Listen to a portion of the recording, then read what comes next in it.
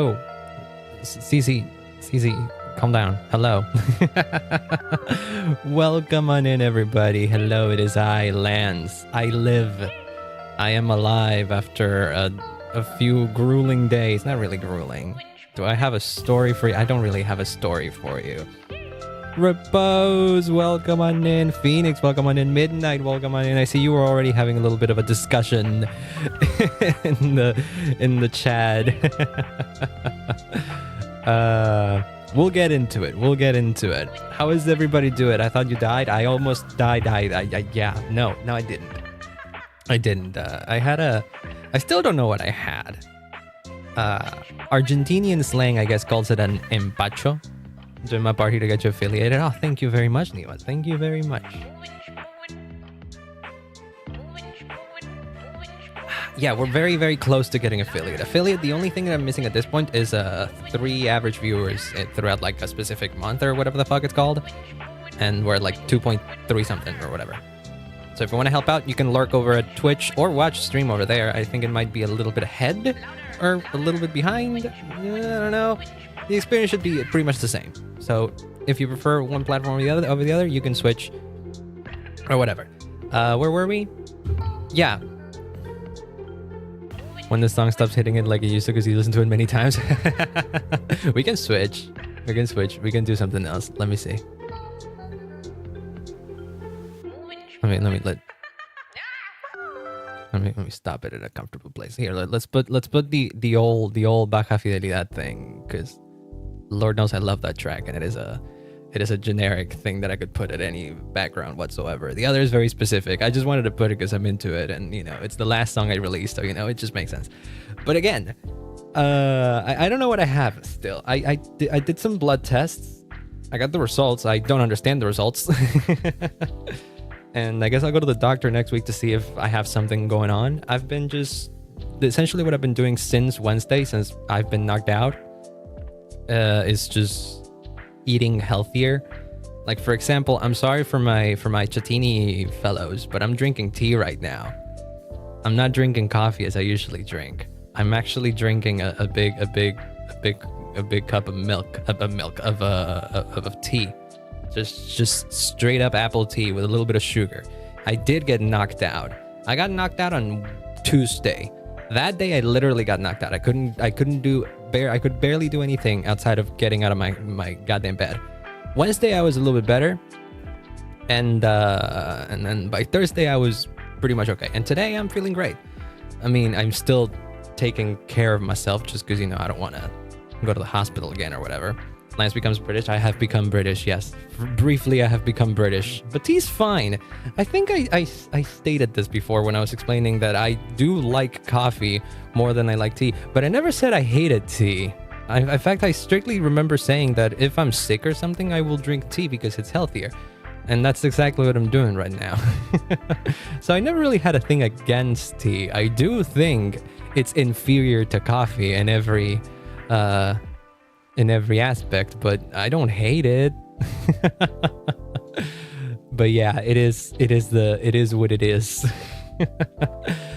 What were y'all talking about, by the way? You were talking about character builds and whatnot. Let's see. Midnight, I heard you're like a bit burnt out on Genshin, which is perfectly valid, not gonna lie. You can take a break and come back by the time Natlan comes out, because that usually gets people to regain their motivation, new content, new stuff to try out and see. I'm mad if she was a Claymore user.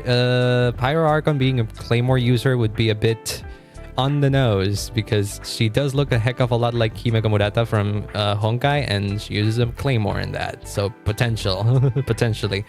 Catalyst? A Pyro Catalyst for an Archon would be weird, especially if she looks like that. But I'm okay with it. Flying ball user. Oh, that's what that was. Here's a managed to get Firefly. Let's freaking go! You got her. You got the Firefly. We win these. We win those. What else did we get? What else did we miss? Took over from Genshin 2 years ago and never came back. That's also fine. That's also perfectly fine. Sometimes the game is just not for you, and that's also perfectly fine. Relics are trash. Well, yeah. That's always going to be the case. No matter the game, I feel like I haven't even seen much of ZZZ's gameplay so far. Sup K, what's going on? We're chilling right now. I haven't seen much of ZZZ's gameplay, but I did see that they have some sort of equipment that is very reminiscent of relics and artifacts, and I'm like, oh god, this is going to be the same. This is going to be the same, isn't it? God damn it. But the game itself seems fun. I'm excited to try it out. I was going to try it out. I was going to try it out on Wednesday, but you know, we all know what happened on Wednesday. So I pushed it back to Monday. I'm still gonna be doing the Z's. I'm gonna be catching the Z's, but like the game on Monday, because I am very curious about it. Will I play the game more than that? Maybe. I don't know. People are getting really excited about it. How's my Firefly? Same as it was last time you saw it. I haven't been able to build her yet. To be fair, I've been knocked out for the past few days, so I haven't been playing much of the games that I usually play. You know, I usually have a little bit more time to, you know, farm up some relics and whatnot, and like set things up.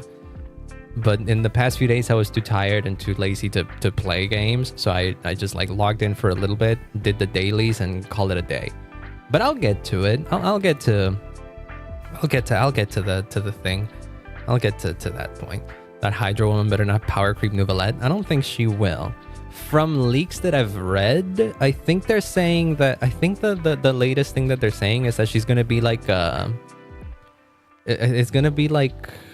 she's gonna be like a similar power to Nouvellette, but like better suited to single target instead of AoE, which is silly because Nouvellette kind of just powers through everything.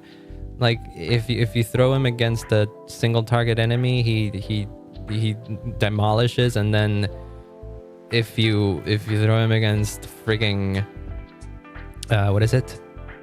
against AoE, he also annihilates. Easy background string. Good luck on game. Oh, thank you so much, Mushi. I hope you have a wonderful day. Welcome on in. The relic system has been there since Honkai 30. Kinda okay. The gearing system, the gearing in Honkai Impact is a lot nicer, depending on which aspect you decide to look at it from. Like stat wise, it's not that bad unless you focus on the unless you go crazy on the re-rolling of the fixes, which are like optional things which provide like a little bit of a marginal damage boost. But you could absolutely like go crazy on that and like re-roll and re-roll and re-roll until you get perfect things. But other than that, if you have like the proper set that a character needs, you'll be good. And every character releases with their own set, so you have to pull for the character and the gear. You can see how yeah, exactly, like the bones of the system were there, but it's less flexible. And in Genshin, they simplified it a lot more, and they're like, okay, so if you want to get a character and if you want to make it powerful, you need to pull for the character, and if you want, you can pull for the weapon, which makes them super strong. But if not, there's plenty of other alternatives for you to pick from. And in Honkai Impact, it's not so much the case. In Honkai Impact, if you want to pull for the character and you want them to be strong, you better pull for the character, their gear, and their weapon. Otherwise, you're gonna be fucked. But yeah, and there aren't many free alternatives of it and whatnot. Took a little break from HSR and used all my 1,000 resin on trace mats. I still have like a 500 or so that I haven't used, but I like keeping that because I'm a hoarder. I'm just a regular old hoarder. Hope Nouvellette is gonna stay the strongest for like a year. I feel like he will. Genshin doesn't have this thing that people call power creep as much as some people would like to believe it does. It doesn't. Strong characters have been strong since the beginning, and they will remain strong for a long time. What happens is that sometimes the Abyss, which is like the end game content, is like, I guess is gonna benefit the newer characters over the older ones, so that might make some characters less useful than others, but at that specific moment. And now with Imaginarium Theater, they're really trying to get you to build as many characters as possible instead of focusing on like one team in particular or something like that. So I think Genshin is doing everything in its power to prevent power creep. So if you happen to have a very strong character, he'll remain strong no matter what. Nothing, I don't think they're going to do anything that could potentially make them weaker. Hopefully, fingers crossed. I hate that shit. I don't want Genshin to become Honkai Impact, because Honkai Impact is like power creep the game. Honkai Impact will release like a set of characters which is like the strongest team in the game, and then like a few months later they will power creep it. That's kind of what it is. Just give me playable Capitano in World War Torture game. That's the thing. We don't really know if he's playable. I mean, most people want to assume he's playable because he's Capitano and he's the GOAT. By the way, we should be having this little bit of a discussion. As I'm in Genshin, because I have dailies to do and whatnot, and so we could do that while we chat about like the things that we've been going through with Genshin. Hello, Slushy. Hello, welcome on in. We're chilling. We're talking about Genshin. So Dainslift is going to release soon. That's not... I mean, it's going to happen sooner rather than later at this point. So, by the way, it's very quiet. It is very quiet because I was listening to a stream last time I was playing, so I had the volume all the way down. We're back. Slushy's an OG. I think so. Some of you have been around for a while. The OG of OGs is Deadclaw, though. Deadclaw and Squeegee are some of my actual OGs that they've been here since I actually legit started streaming, even just a normal guy without any VTubing or anything like that. But yeah, but I don't appreciate them any more than the new ones, right? You know, well, let me say that in a nicer way. I appreciate everybody regardless of whether or not they've been here since the beginning or whether or not they're new. That's the thing. That's what I wanted to say. That sounded nicer. Father, like, you know, the sign is so clean. Yes. Yes. However, they've done something which I thought was very, very incredible and also awesome for me in particular, because I love my women that don't wear skirts and stuff. They gave them Pyra Archon, presumably, a fucking skin suit.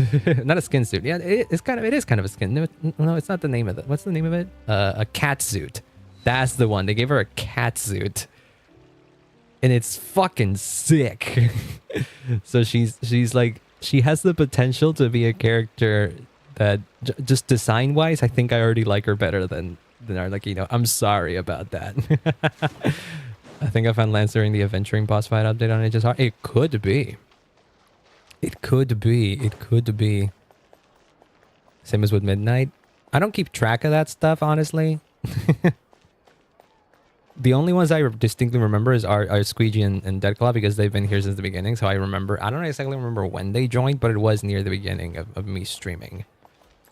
She is a very elegant woman in general. Okay. What do we have to do today? There's an event going on. Oh, it's Leyline Overflow. Right, it is Leyline Overflow. Welcome on in, Spion. We're chilling. I want to do my dailies before I go on to my yap session on on everything new that's been released. Arlecchino, yes. I'm not gonna do the survey now. That's not stream content. This is Arlecchino. This is father. Reinstall that game. Well, whoops. She's not running right now, and we don't know when she's gonna have a rerun. But if you want to pull for her, go ahead. She's one of the best characters in the game right now. Outside of her just like, you know, being incredibly designed. I love her a lot. She's a very interesting character. She's also very fucking powerful. Ain't nobody doing Leyline Overflow. I don't really have a need for it. I mean, I could actually. I actually have a little bit of a... I've been doing the thing that I did on stream one time, which is slowly but surely leveling everyone up from 50 and 60 to like 70 to get the extra pulls that I have here. These. I want to get these because I have like 20 just sitting there And I don't really have anything better to do with the game right now when it comes to like farming and stuff. So I might as well just do that. So you know what? We're doing that. But because you said so, Midnight, I'm gonna do Leyline Overflow because at the end of the day, I'm gonna need a lot more books. So you know what? You are correct in that I should be doing that. So let me know when she has a rerun. Okay. Okay, I will then. It'll be all over the place, don't worry. Because, for better or for worse, she is one of the more popular characters in the game. She, like, fucking broke everything when she was released. What was I trying to do? Right, Leyline Overflow. I want to do the Leyline Overflow right. She's powerful with good relics, without good relics as well. Yes. I mean, artifacts. There are artifacts in this one, but yes. We get what you mean. What are they called in ZZZ? Because at this point, we're going to have 3 things to refer to like basically the same thing, which is the gear. You have artifacts in Genshin, relics in Star Rail. What are they called in goddamn ZZZ now? Because I know that like weapons or something are called like W engines, maybe? It's 10:30 already. Good night, yo. Good night, Phoenix. Well, thank you for stopping by and saying hi. I hope you have a good night's sleep. Thank you so much. Where the heck is the? Oh, there it is. W engines are more like weapons. Yes, that's what I've heard. But they have to have like a gearing. So it's disc something. Okay, there you go. I'm just gonna start using. Oh god, this is loud. It's loud on my end. I'm just gonna call everything. I'm just gonna call everything artifacts at this point. I don't give a shit anymore. MiHoYo basically reuses the same system in all the games. You know what? Screw them. I'm just calling them what they were originally called. I'm sorry, MiHoYo. I am sorry. There's barely any difference between the systems too. Outside of like the different stats, Star Rail has the thing that there's 6 slots for the characters to to wear, right? Instead of 5 like in Genshin. What's the deal with ZZZ? How many slots do the characters get? Do they get 5? Do they get 6? Do they get 4? They gotta get at least 4 because the screenshot I saw had like a 4-piece set thing. If they get only 4, that's actually kind of nice. But it still creates the same problem that Star Rail has, which is you don't really have an off piece that you can use like in Genshin. The beauty of Genshin, well, not really beauty, this whole thing sucks.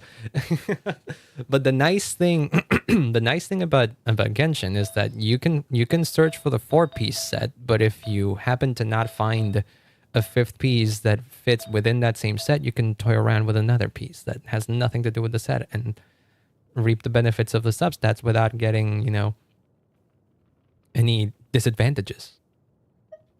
So the off piece is a frigging. The off piece are are game savers in what is it? In Genshin. What name of relics and Honkai Impact? Honkai Impact. In Honkai Impact, they're called Stigma.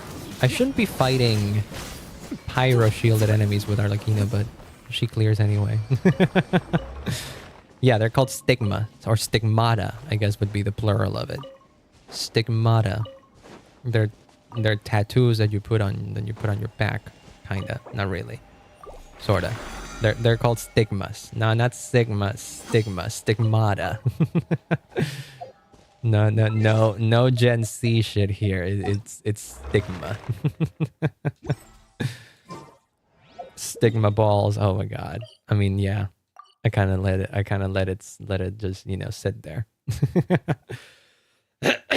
Jesus Christ, I think I have, you know what it is? I think I haven't spoken on stream for a while, and so my throat is a bit like a bit iffy right now. So let me take a sip of my tea. The nice thing about this is that it's still warm. So that is the thing. Bob, welcome on in. Hello, hello.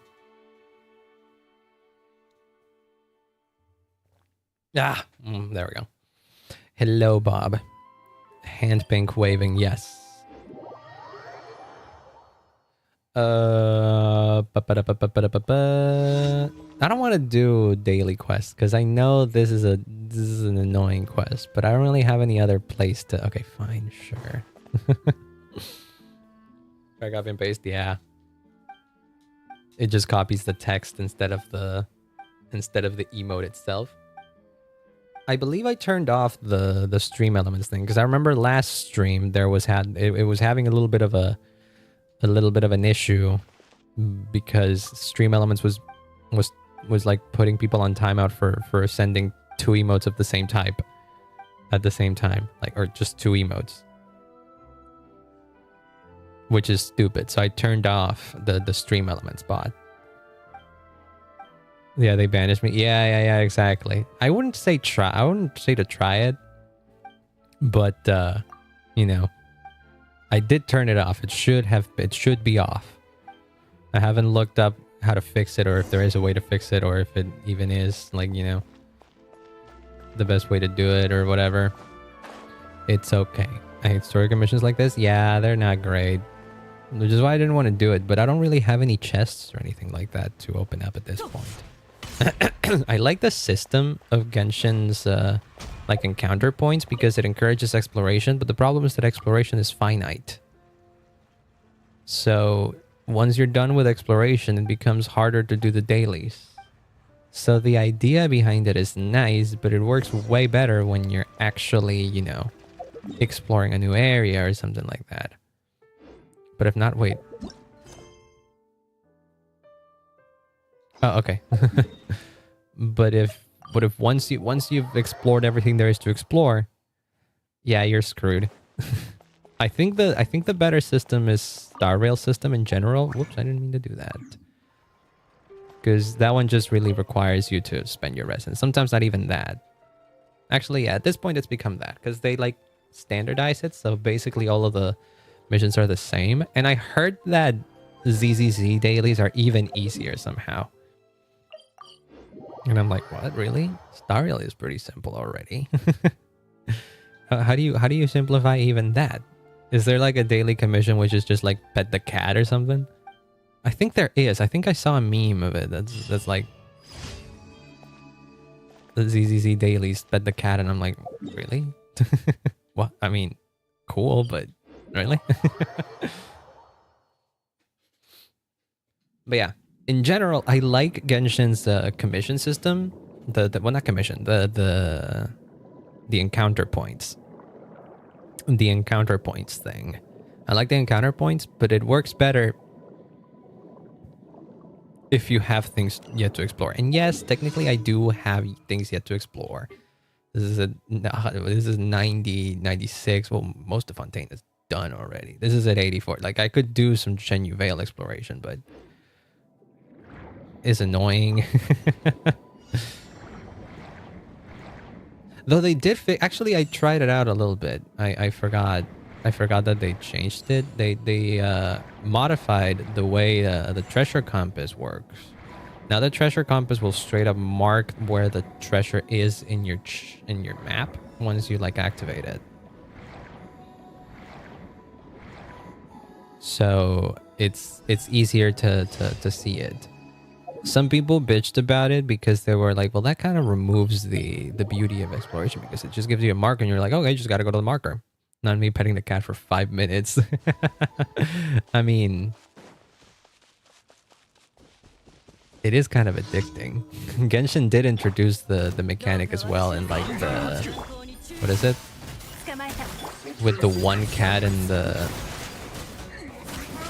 well, they introduced it with the event. They had a whole pet. They had a whole cat petting event, which was cute. But what is it? It's permanent if you get the tool, the thingy for the. Oh my god, I'm I'm blanking on everything. It's permanent if you get the thing for the teapot. If I recall correctly. So you can pet one specific cat at any given moment. Actually, wait, no, hold on. After you complete the quest, you could also go pet a cat. We'll go pet the cat after this. We'll go pet the cat after we're done with my dailies here. Because I'm pretty sure you can still do it. Because I did the Cassiodor quest. I did the Cassiodor quest already. And, like, I'm pretty sure you can pet the cat. I'm pretty sure you can pet, like... Not Cassiodor, because Cassiodor, you know... disappears after that quest. But, like, the cat that was... The cat whose body Cassiodor was inhabiting, you know. Like your normal attack with B? I don't understand. I always use X. I don't know, man. That's just how this game is mapped. I use an Xbox controller, so the default controller mapping is attack B, and then like that's it. This is it. That's what it is. You could change it. You could absolutely change it, but I don't wanna. I'm pretty much used to it already. When I did play Wuthering Waves a little bit after stream, and I'm pretty sure you attack in Wuwa with X, right? Like the attacks on Wuwa are with X. And then Y is not to do the ult, Y is to do like the skill. And then the ult itself is with like right trigger, if I recall correctly. It gets a little confusing.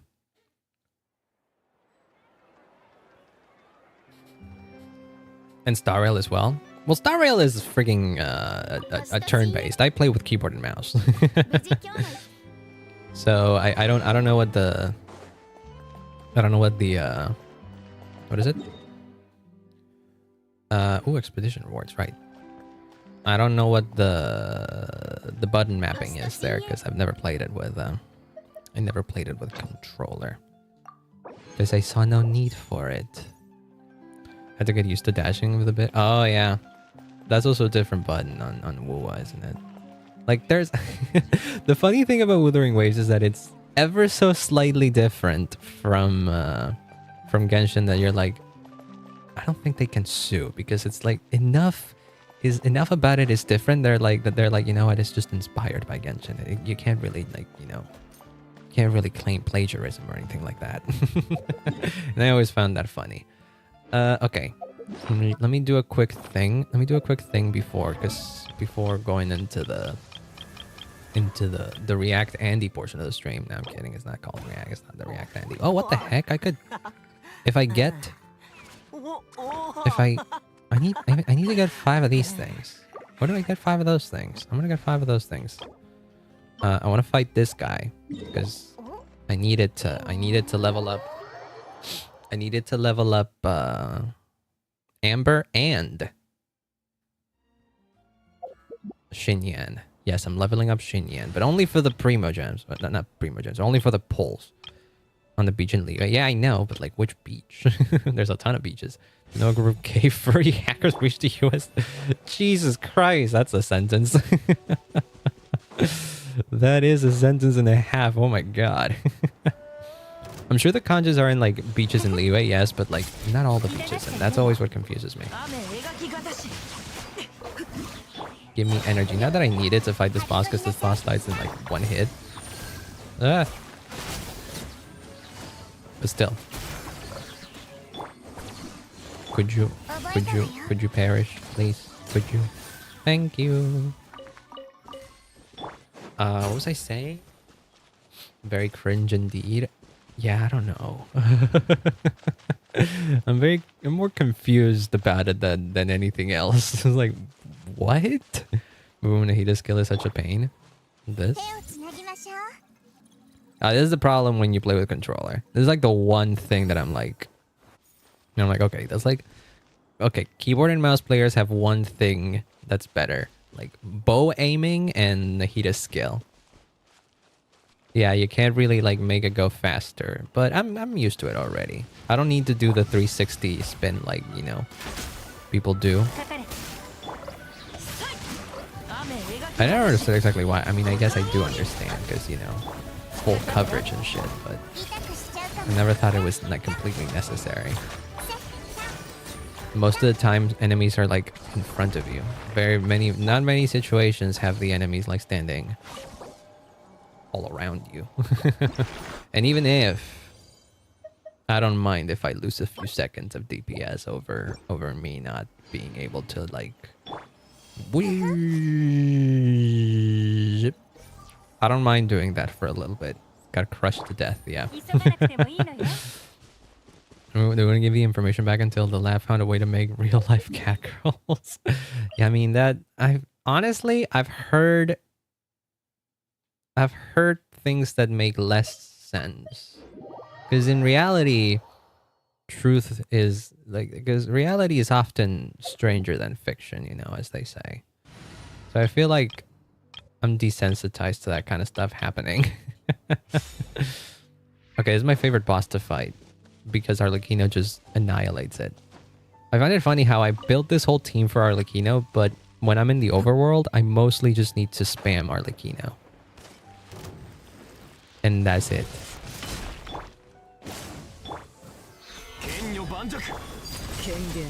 Like, look at this.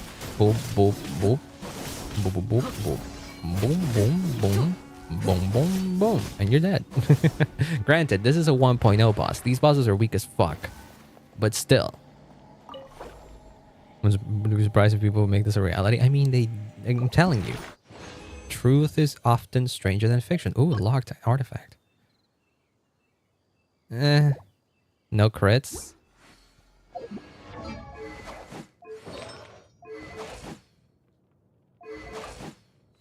I mean, she does have 56. It's not the best.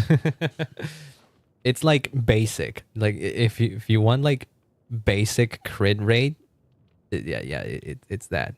EM sucks. Yeah, I didn't focus on giving her EM.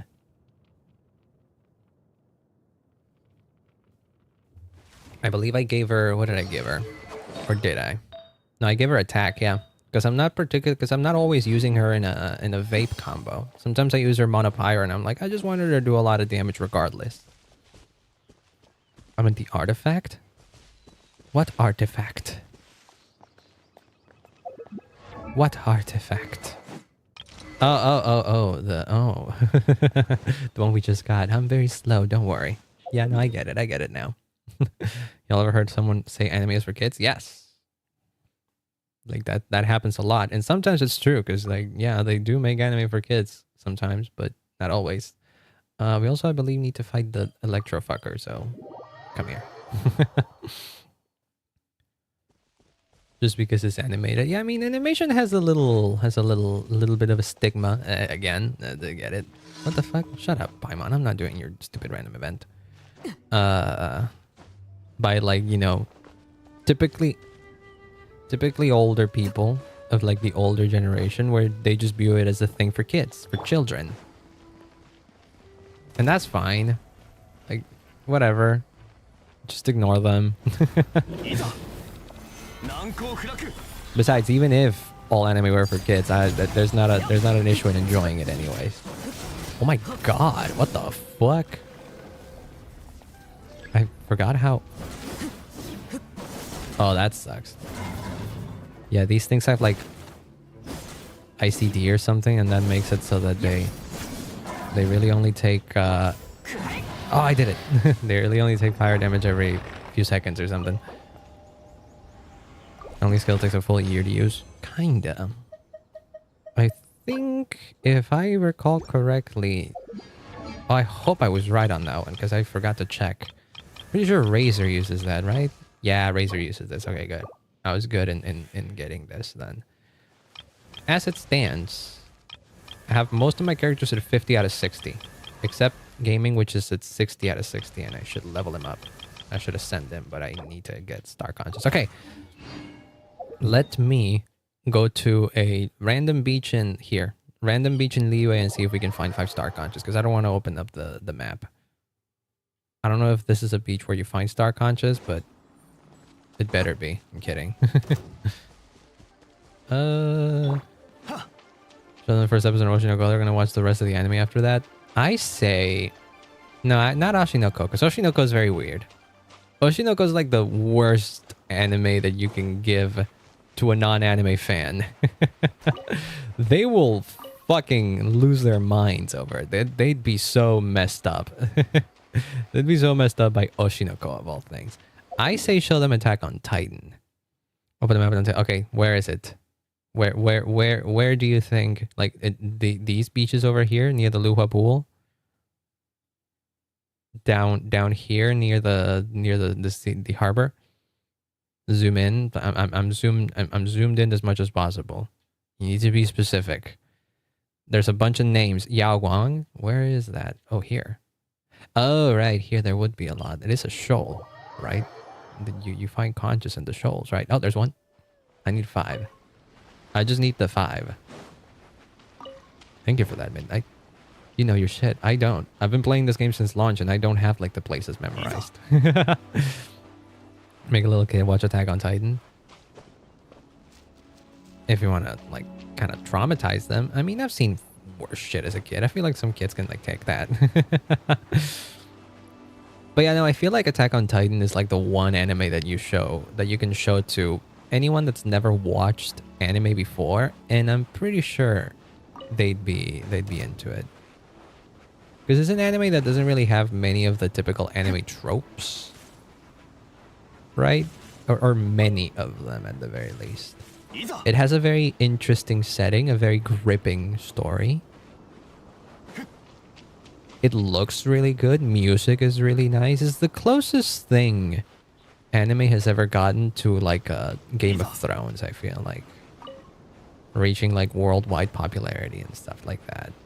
Don't quote me on that though. But I do think it's like it's a solid anime to start with if you've never watched anime.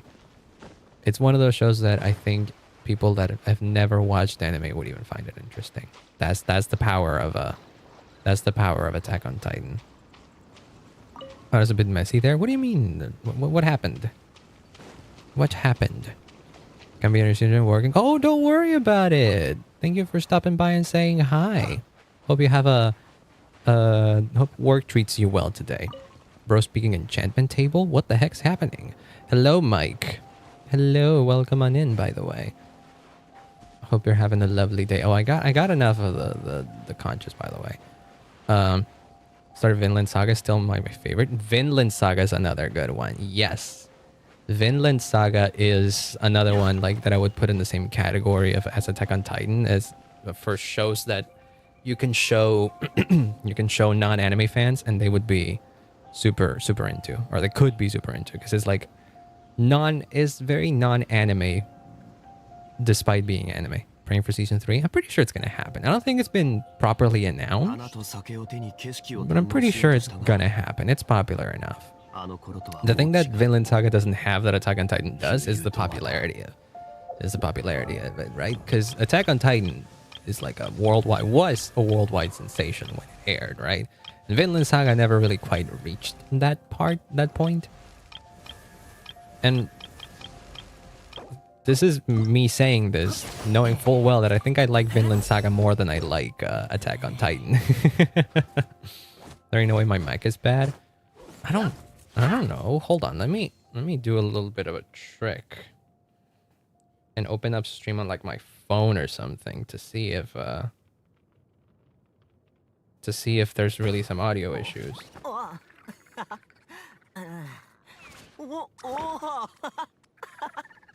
No, I'm not having any audio issues. I don't think so. I'm hearing everything correctly as it would appear. My god, it is. It's causing some like some weird audio settings on your end. Oh no.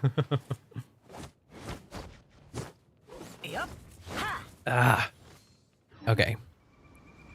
Attack on Titan was more popular, but there's something about Vinland that sticks out. The question is, Crunchy or Netflix dub? I don't watch anime dubs. Not because I don't like them, but because I don't know, I prefer watching anime subtitle. So, plus it's like a bit harder to like come across dubs where I come from, because I'm from Argentina, right? And they don't have English dubs readily available everywhere, you know? So I'm used to watching anime subtitled. There were a lot of freaking conches in here. Holy crap. Are there more? understandable. Yeah, yeah, yeah. I don't hate dubs or anything like that. In fact, I actually do really like some dubs. Sometimes I do like playing games with like English dubs. I'm currently trying to play emphasis on trying because I keep like going off of it, going off on it. It's like I have an on and off relationship with it. But I'm playing Persona 3 Reload in the back, and I'm playing that with the English dub, with the new English dub, because I wanted to see how it stacked against the original English dub, which was the version that I first played. And in that particular game, I had no choice because then you couldn't switch to the Japanese voices. So I played Persona 3, the original Persona 3, FES, on PS2 with the original voices. English stuff for P3R is really good. Yes, is really good. It's got my boy Alejandro as Akihiko. I love that guy. You killed it. Farming the conch for gaming or pre-farming Yellen? No. It's for gaming. I have Yellen right here. I don't need to pre-farm her. She's like fully built at this point with her weapon and everything. I was just collecting a few more because I'm trying to level every character that I have. Not to level 90, but at the very least to level 70, so that way I can collect the pulls that they give me. Because I realize I have a lot of characters that I still haven't fully leveled up, and that means that I'm missing like close to 20 pulls or something with all these characters in the standard banner. I'm like, that's something I want. Squeegee, welcome on in. You got in here just in time because there isn't much more Genshin that I want to play right now. I kind of just want to watch the stuff that came out, and I want to gush about it. Oh my god, hold on, let me do a thing. I knew I forgot to do something. I forgot to like notify some of the Discords I'm in that I was live. I know it says controller connection, but don't worry. I just disconnected my controller because I'm not going to be in the game. I'm not going to be in the game for a bit. But I need to look things up first. Natlan teasers. Yes, there's been so many Natlan teasers. I want you to know that I tried very hard to not watch the trailers until I was live, because I wanted to have like a first reaction live on stream. But I couldn't do it. I could not do it. It was very much. I can't. I can't. I'm too excited for this. And so I was like, okay, fine. Okay. That being said, I did watch it today. I did watch it earlier today at work, and I have like a little laptop at work, and so I haven't really like, sat down and properly watched it. I just watched it once so that I could say that I watched it, and I'm like, yeah, it was good, but it could be better because I want to actually pay attention to it now. Stay up with it with my family. We have a midnight feast for the Natlan. Whoa, you play Genshin with your whole family? That's like very wholesome. Holy crap, I love that. That's very wholesome about. That is very wholesome. So in the morning I basically just watched the trailer once, and then I started reading like theories and whatnot on Reddit and like just discussions. I've watched the nitty gritty and the nice things. Most people were having nice things to say. There was always the little the one part of the crowd that was very upset about some of the things that were shown here. And I'm like, okay, fine, whatever. That was bound to happen. Me, my little sister, my mom is addicted. She has body pillows. Holy shit, your mom is based. Wait, who does she have the body pillows? Who are in those body pillows? Who are the characters in those body pillows? I must know. I have to know. I have to know what kind of taste this mom has, because I need to know if she's based or not. I'm just blocking those people on Twitter. Yeah, the blocking button is a free thing. Daki's for your mom. Yeah, that's so cool. That is very much a based mom. But I mean, I'm not super surprised. Like, I've seen moms on like the younger side that are like super into these kinds of things too. My parents are too old to be into these kinds of things. my parents are, yeah. I'll hate them, Zhongli, Nuvolette, and Risley. Risley's currently at the cleaners. You know what? That's based. That is based right there. Those are all fucking top tier characters. Hell yeah. You know what? Mom certified based. I approve of that. The world is becoming gamers. Yes. The thing is that the gamers of like the 90s and stuff, like the kids that were bullied in like, you know, in school and high school for playing video games and watching anime are adults now, and they're starting to have families and stuff like that. And so, yeah, the newer generation of parents, a lot of them are full on weebs sometimes. So yeah, that's awesome. That is awesome. I love it. Waiting for my Kirara and Lynette body pillow. That is also based. I take it you're excited about Kirara's new skin that got like announced then, right? Because I am too. I don't even freaking have Kirara build. I should have her build because she seems really fun to use, and she works really well with Chlorinde. So I kind of want to run her in a team with Chlorinde. And her skin, wow, it's so good. It's so good. I like Nilu's skin, but this is another case with where the 4-star skin is actually better than the 5-star skin. So. And we get it for free. So we stay winning, boys. We stay winning. Okay. Enough yapping. Let's watch this little thing here. Once again for me. Because Jesus Christ. Did it always start like that? Are we ready? Oh yeah. It did start like they're like, are they filming or something? Look at that. It starts with like with low quality. Yeah. I was thinking, like, did I set up the quality correctly or anything like that? It's like, Kirara main, you are happy? Oh, hell yeah. Triple clan and main DPS? Let's go. Love it when people, like, main 4-star characters. That's dedication right there. Attention, please. Kachina will now release the ball to I still like her a lot, but I might not pull for her anymore. Can I get a photo to remember it? Hey, that's too close. Great. These two are really cute, by the way. That's the ball. That's the war in Natlan. Also, Pixel Dragon. Yeah, I remember this. What the heck is that? This girl, I remember seeing her and I'm like, she doesn't really look from Natlan. What the heck? Ball. Yes, that is a ball. We'll get to that. I'm pretty sure that's like the Mesoamerican ball game that they're playing right there. It's a whole thing. It's a whole thing. People have already begun theorizing and I find it really interesting. But yeah, she doesn't necessarily look from Natlan. She even looks like from another game. She looks like she could belong in Star Rail even at most. Like these kinds of eyes. Look at that. That's like... She's voiced by March. Yeah, I've heard. What the heck is that? It doesn't even sound like her. Yeah. I think my mic died. Oh no. Oh yeah, it sounded like March there. Okay, this is the one I saw. This is the new Geo Mommy. This is a freaking insane design. She's like a beauty queen. What the hell? Look at that. Oh my god. And she has, I'm just now realizing that she has like a panther tail. Oh no, she's a lion girl. Right, she's a lion girl. This right here. Her peak. Instaple will maximize her and buy her body pillow day one.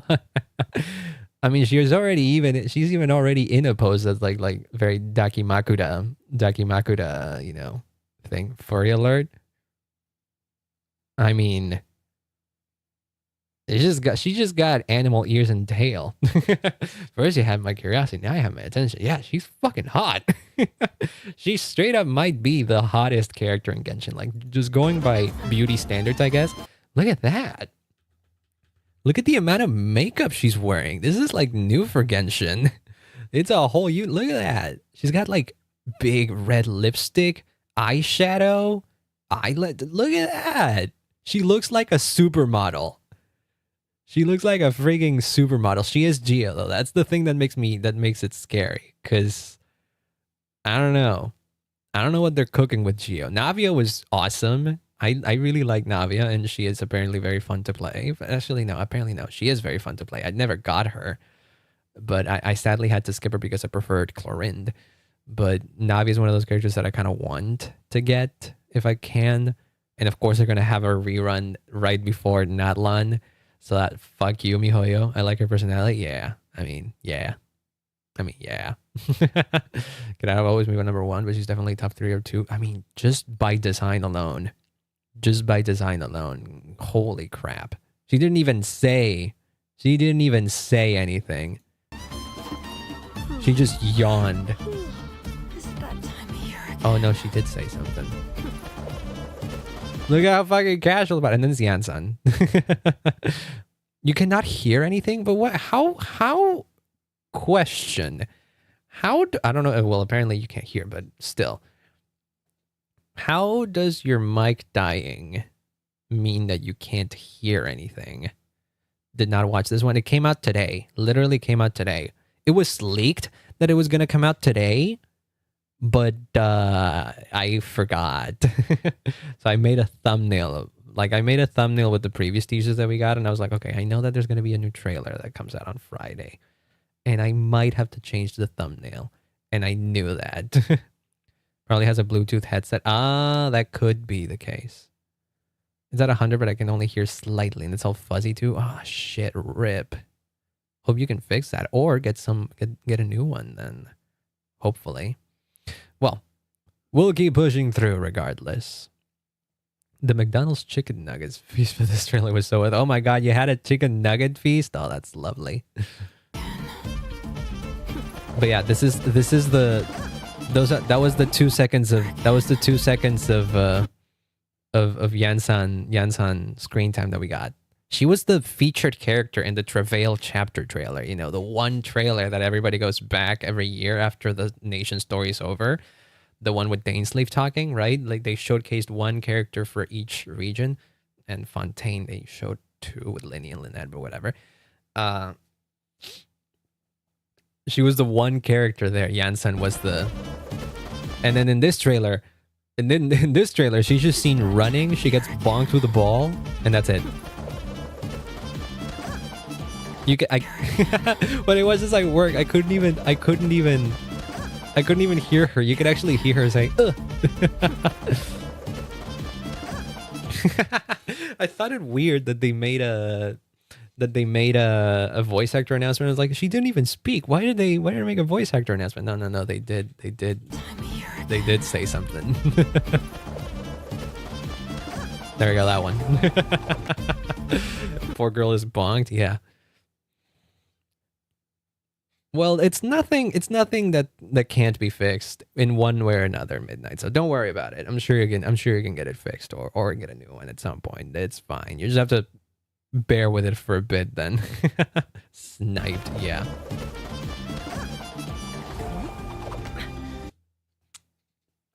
And then this is the other one.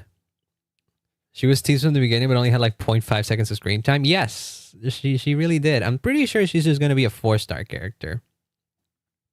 Yeah, this is the other red-haired girl. This is the one that looks kind of like Chlorinde. Not gonna lie, she has a similar style of hat, so that's pretty cool. She's cool. Oh, you like her? I mean, I like her too. Throughout this whole trailer, there's 3 characters that stood out to me. First off, Pyro Archon, Geo Lion Lady, and her. So out of those 3, I'm like, I kind of need to pull for all of them because I have a thing for mommy characters, okay? I have a thing for tall females, as they're called in game. I choked on the nugget when I saw Juma. I mean, come on. It's a striking design. It has that ability. Genshin's always bringing me back when I delete it. Yeah, I'm telling you. I'm telling you, they have a thing for like crafting character designs that cater to just absolutely everyone almost. Not really. No, not really. They are really good at character design is what I'm trying to say, okay? I don't know how they do it, but I personally have never found a single character that Hoyoverse has designed ugly.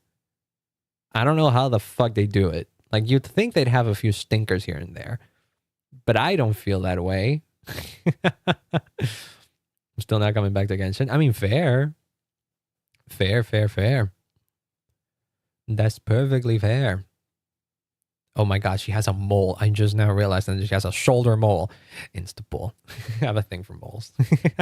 But yeah. And the interesting thing about her is that she seems important because look at what she says. I wonder if she's watching. And then it switches back into like the main city, presumably, and the big Colosseum, which, by the way, very fucking Mayan, Aztec, kind of like Mesoamerican styled. People were going crazy about the cultural influences in here, and because they were like, I thought it was going to be South America, but apparently not, because there's like some things that are very Australian even in this trailer. So people are now thinking it's more or less, it's the inspiration seems to be more about around countries and like regions around the Ring of Fire, as they're called. We'll see. We'll look at it later because it's a whole thing, and that includes a few places in in South America, but also includes like shit like Australian stuff, Southern Hemisphere, something like that. Should have done a British cast for Natlan. That would have been very weird. That would have been very weird. Ah, God.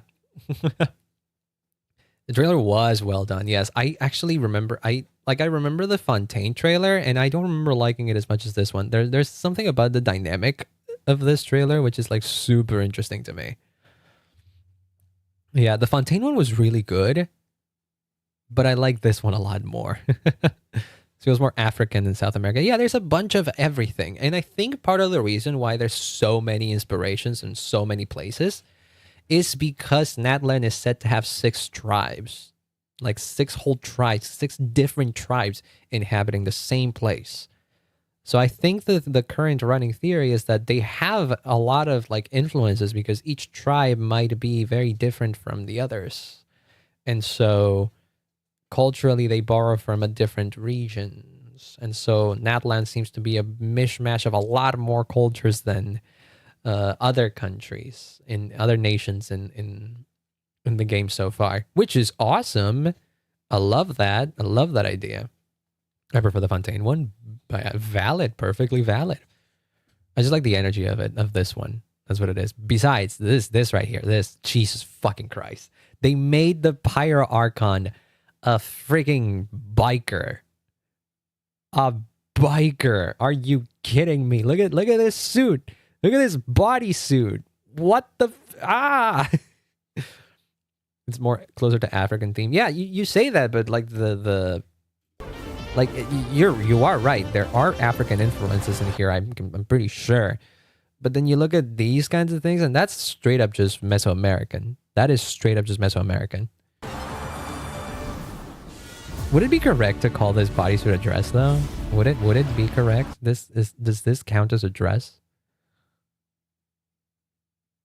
This is another question. Are the sleeves attached to her bodysuit, or did I not see that correctly?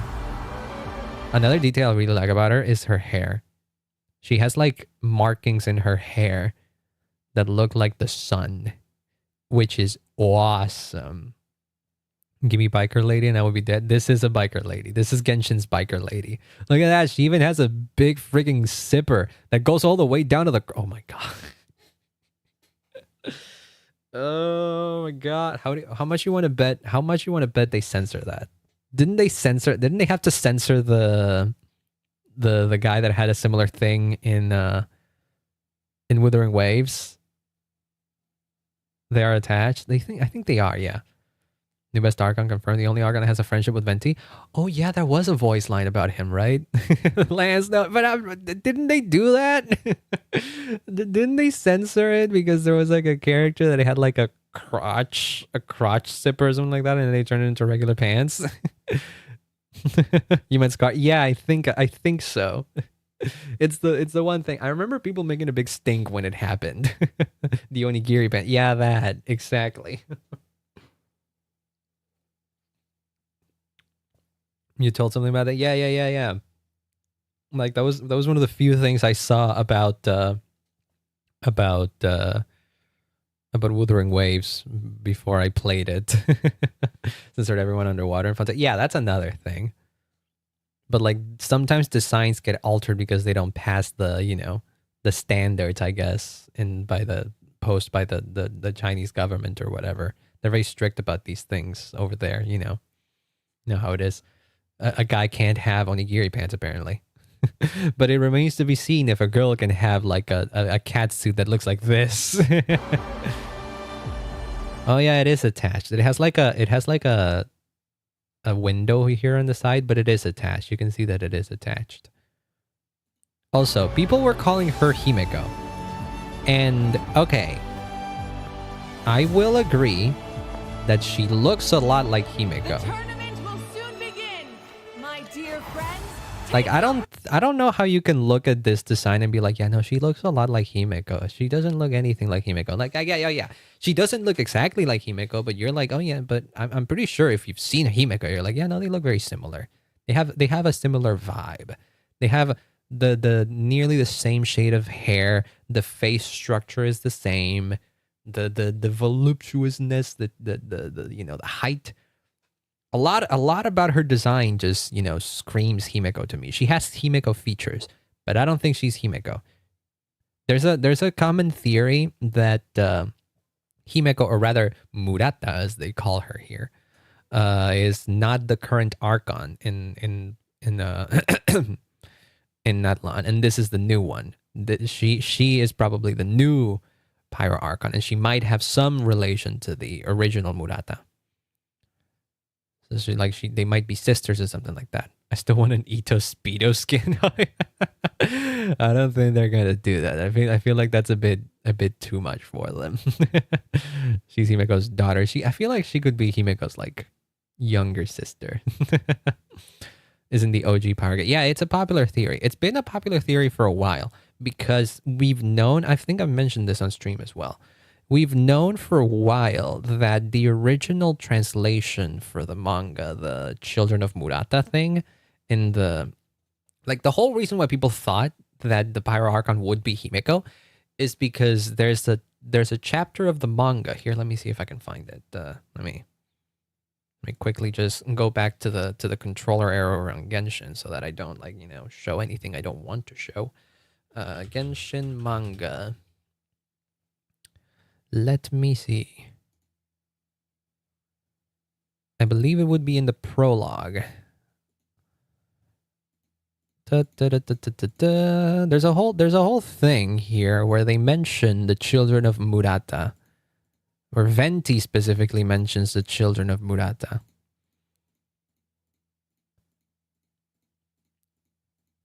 Son of a bitch. Oh, wait. It should be somewhere around here because this is Venti going to the prison. There we go. Here. This is the only ever official manga that a Genshin ever released. It says here, the Children of Murata, the Lady of Fire, are a hardy party people blessed with a head of fiery red hair.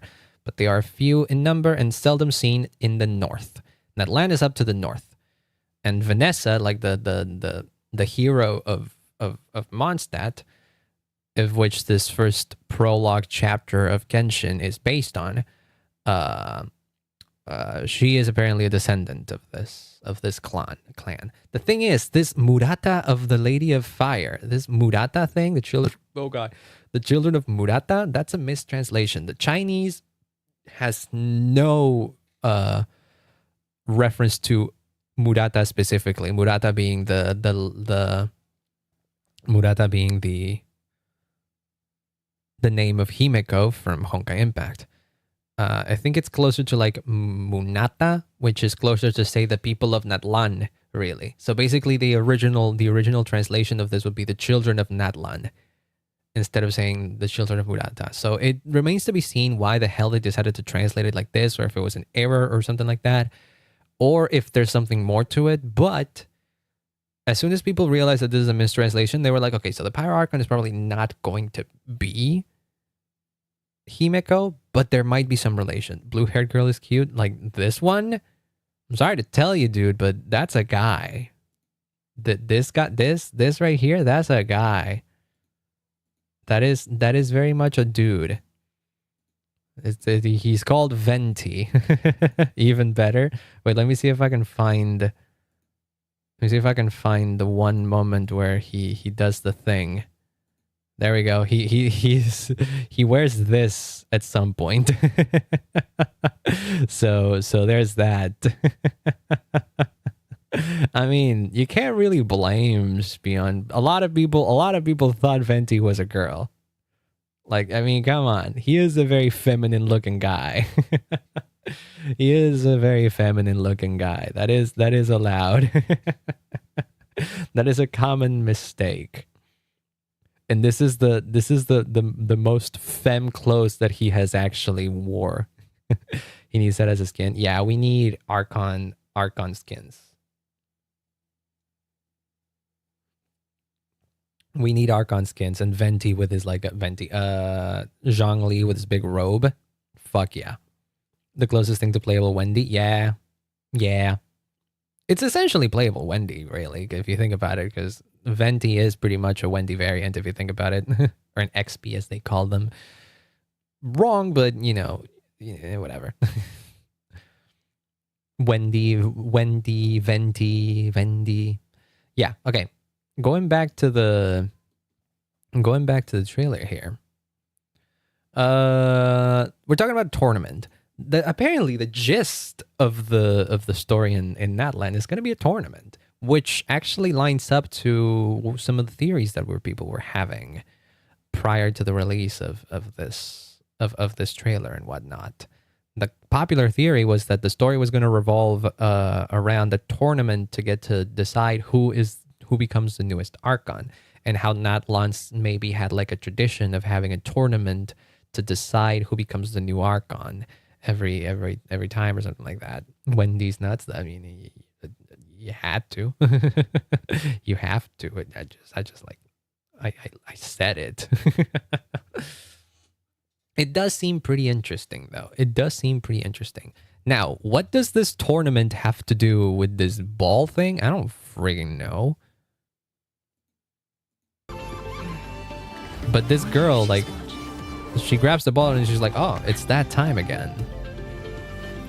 The tournament. And she just immediately thinks of the tournament. So this ball thing might actually be related to the tournament. And so, presumably, the quote-unquote war that might have been talked about a lot in Natlan is actually just a big, competition. It's the Olympics. It's less war, more the Olympics, but they kind of see quote-unquote the Olympics as a big war. It could be like a ritualistic thing as well. My dear friends, take your positions. Embrace your competitive spirit. God, she's so hot. Look at that. This battle is for winners only. The theory is that she is the current Archon because she has like the eyes. Like Archons have like special pupils like that. Plus, I think her design is special enough to be like, yeah, no, clearly that's the Archon. It's like when we saw Nahida for the first time in like Sumeru. Nowhere did it say that Nahida was the Archon, but everything about her just screamed Archon to me, at least. I don't know. Something about her design just seemed very obvious to me that she was going to be the Archon. Some people were vying for the Alhaitham is the true Dendro Archon theory, but I'm like, I don't think that's the case. Because while Alhaitham looks pretty cool, I don't think he has Archon vibes. What is an Archon? Archon is a god. Essentially, an Archon is the god of a nation. Right now, we're watching the first teaser of the new nation that is going to be released in this game. It's going to come out in like August. And this girl is presumably the god of the new nation. So that's why we're all getting excited about her. And the exciting thing about her is that she looks a lot like another character from the franchise. That's it. Tosa Spirit Archon with CH, yes. Most Archons are almost very noticeable, yes. I feel like the only Archon that could presumably pass off as not quite the Archon is Raiden. And even then, you look at Raiden and I'm like, yeah, no, Raiden looks like an Archon to me. Like, that was like the one criticism that a lot of people were saying back when Raiden was first revealed. It's like, she doesn't look like the Archon. And I'm like, no, she looks a lot like the Archon. Yes, she has Archon-like features. But she's like the least flashy of the Archons. Like, her design goes a little bit more on the simple side of things. Like, if you compare it to other Archons, like, I feel like she could be the least... She could pass as the least Archon-like, I guess. But still, I never got that criticism of not looking like an Archon. No, I think she very much indeed looks like an Archon. But in this case, no. I think people are unanimously agreeing that this girl is the Archon because she looks too much like the Archon. Her name is Raiden. Her name is Raiden May. If you have Raiden and you're not important, something's wrong. Yeah, pretty much. Exactly. You cannot be a Raiden and not be important in the story of a Hoyo game. You cannot. Hoyoverse loves Raiden May, yeah, and we love her too in all of her forms. The less Archon, the better. I mean, it depends. I don't necessarily hate simple designs, nor do I love overly complex design. We'll watch the stream through the phone. Oh, don't worry about it. Don't worry about it. I'm glad that you still want to hang out even with your technological issues. I hope you still enjoy. Where were we? Right. I feel like she has to be the Archon. She has to be the Archon just by virtue of how she looks. And the fact that she seems to be the one like leading this ceremony, the tournament's beginning. Also, she has sunglasses. They can't do that. They give her a biker outfit and then they also give her sunglasses. What the fuck, MiHoYo? What the fuck? That's too cool. Like you already knew that characters with sunglasses are cool with Navia, and you went ahead and gave sunglasses to the Archon. Damn, that's crazy. They can't fake out with the Archon again. I don't think they're gonna fake out, but there's gonna be a little bit more to it than meets the eye. I legit think that this girl, what was her name, Mavuika or something like that. Does she have Arlecchino's VA? No, she does not have Arlecchino's VA. In Japanese, I'm pretty sure her voice actress is actually married to the JP actor of voice actor of Zhongli. We'll look at the voice actors later. Kafka has sunglasses, that's a different game. Yeah. And Kafka sold bajillions. I saw some comments saying that the way she's, you know, introducing everything, she seems like the second in command, and I'm like, that's fucking crazy. Why would the second in command look like this? Why would the second in command look this flashy? She's gotta be the frigging Archon. Kafka 2.0, she doesn't necessarily seem evil or morally gray so far, but she is hot, so in the hotness ranking, she's up there. And give your all. This battle is for winners only. The champion will take all. Also, the champion will take all. Oh, there's the full body of the other girl. There we see that she's cryo actually. She has a little bit. She has a cryo vision. It looks like it could be an Anemo vision, but no, it zooms in after, and it looks like a cryo vision. Also, these are weird pants, but I like it anyways. Like, why is it booty shorts on one leg and long pants on the other? Why is that? Why is that? I get asymmetry. That's a big thing in designs, but this kind of bothers me a little bit. I still love it. I still want to pull. She has cowboy boots. She's Genshin's boot hill. She turns out to be the leader of the nation, and the real Archon is currently actually Bennett all along. People have been theorizing about Bennett because Bennett potentially comes from Natlan, which has been a popular theory for a while, considering his origins. They say he was found in like a desert or something with like no wind or whatever, I think, or something like that. The outfits of every character I've seen here looks like it would be awful to fight in.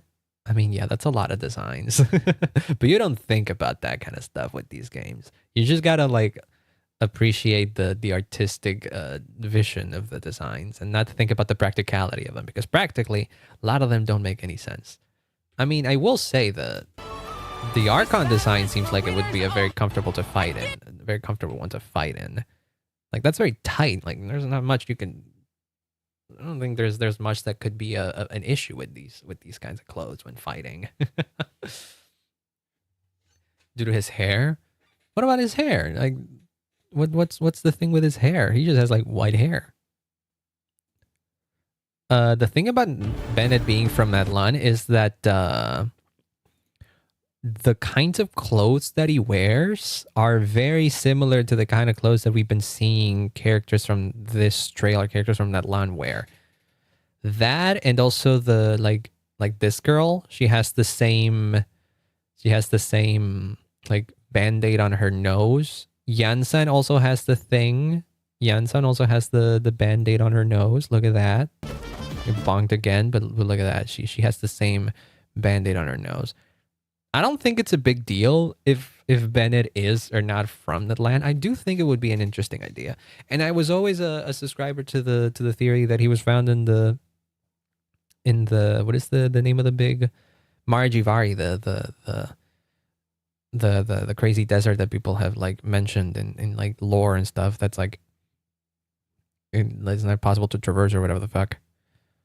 I'm gonna get breakfast. Oh, I hope you have a good breakfast then. Thank you for stopping by and saying hi. Have a good one. All right, and then shit gets hard. Shit goes hard and we go back to all the characters, but like with fiery filters, I guess, or whatnot. This character is interesting because he's the one that was revealed like earlier, but he has a little like pixel dragon, and I'm like, what the fuck? Why does he look like that? Nasal fractures, a cultural phenomenon. It's a stylistic choice. I am very curious about this little guy. Fun fact, in Japanese, this guy is voiced by Sasuke, and this dragon thing is voiced by Naruto. They share the voice actors. They straight up made Naruto and Sasuke as a duo, and then they're like brony tease. I mean, this is like the most potentially outlandish thing I've seen in Genshin so far, because it does not look like something that would be on Genshin at all. It's pixel art. It's freaking pixel art. What the crap? Like how does that work? Why does he look like that? Why does this guy have like powers? They're like pixely like that. It reminds me of Nahida's power, because Nahida's powers are very like what is this? Things you missed. Who did that? Who did that trailer? That guy's hot for me. I mean, a lot of people were saying that. He looks cool. Wouldn't pull for him though. He shows up here. Too far.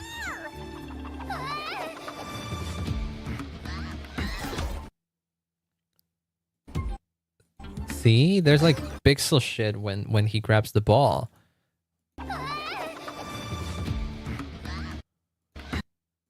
Look at that. What the heck? That is very out of place for Genshin to me. So how the hell does that work? I am very curious about it. Okay, going back to the trailer, because then we get him. The rock music kicking in. Yeah, the music in this trailer is so good. I think part of the reason why I like this trailer more than the Fontaine one is because the music is so good. Someone almost got... Yeah. Son of a...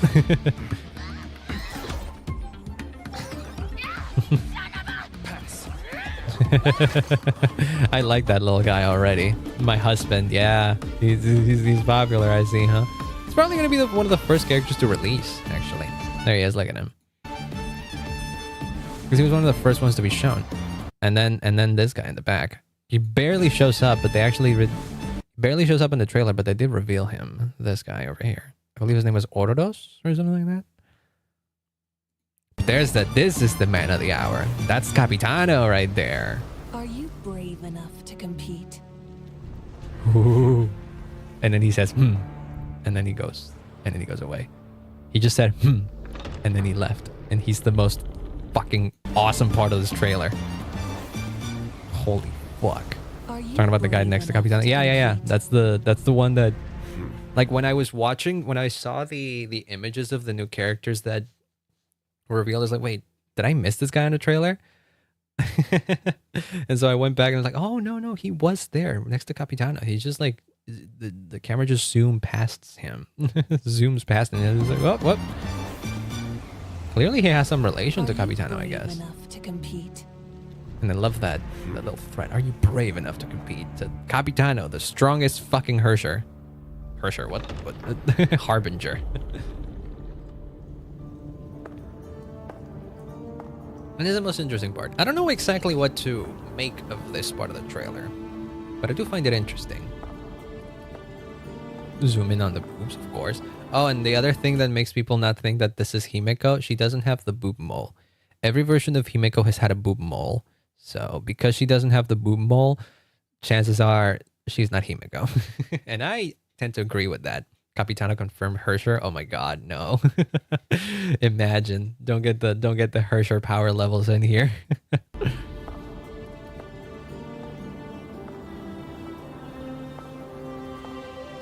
Jesus Christ, her clothes are so cool. Time to burn again. Even the tiniest of sparks. Time to burn again. Go unnoticed. See, this is what I meant. This is the little detail that I love from her hair. I don't know if it's like a thing she wears or if she actually has this in her hair or if it's like an aura or something. Hersher is German, yes, but that comes from Honkai Impact. Honkai Impact 3rd has some German references here and there. Capitano versus the Hershers. I feel like Capitano could clear some Hershers just on power level alone. The closest thing to a Hersher in Genshin, I guess, would be an Archon, like power level wise. I guess. I think so. But let's not get conflated because that can get confusing. Did you catch everything? So this is the part that you catch everything and then whoever it is passes out, and then like the 6 flames here. Presumably these 6 flames have I'm pretty sure, I can't see them and I don't remember the icons of the previous trailer that we saw as well, the first teaser that we saw actually. Don't remember much. But I'm pretty sure these are the same icons that represented the different tribes of Natlan, and they're all burning with a specific fire kind of thing. So it's like, what is it? But she was looking at like one big fire, one big flame. Is that the primal fire? Because there's a character that was suspiciously not shown in this teaser, but we know of him, and his name is Exbalank or whatever the frick it's supposed to be called.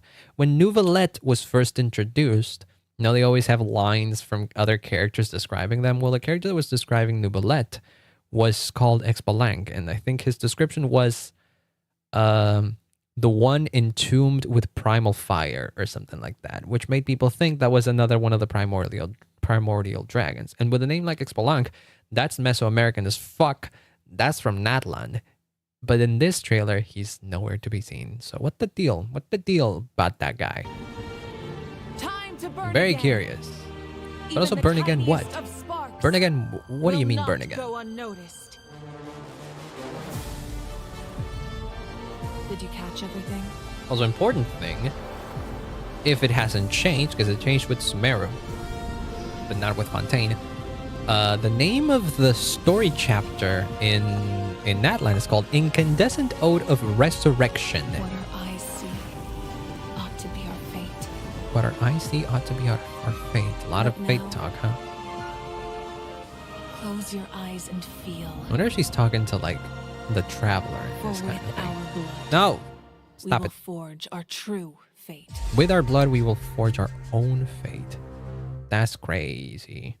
That's a good trailer, ain't it? That is a good trailer.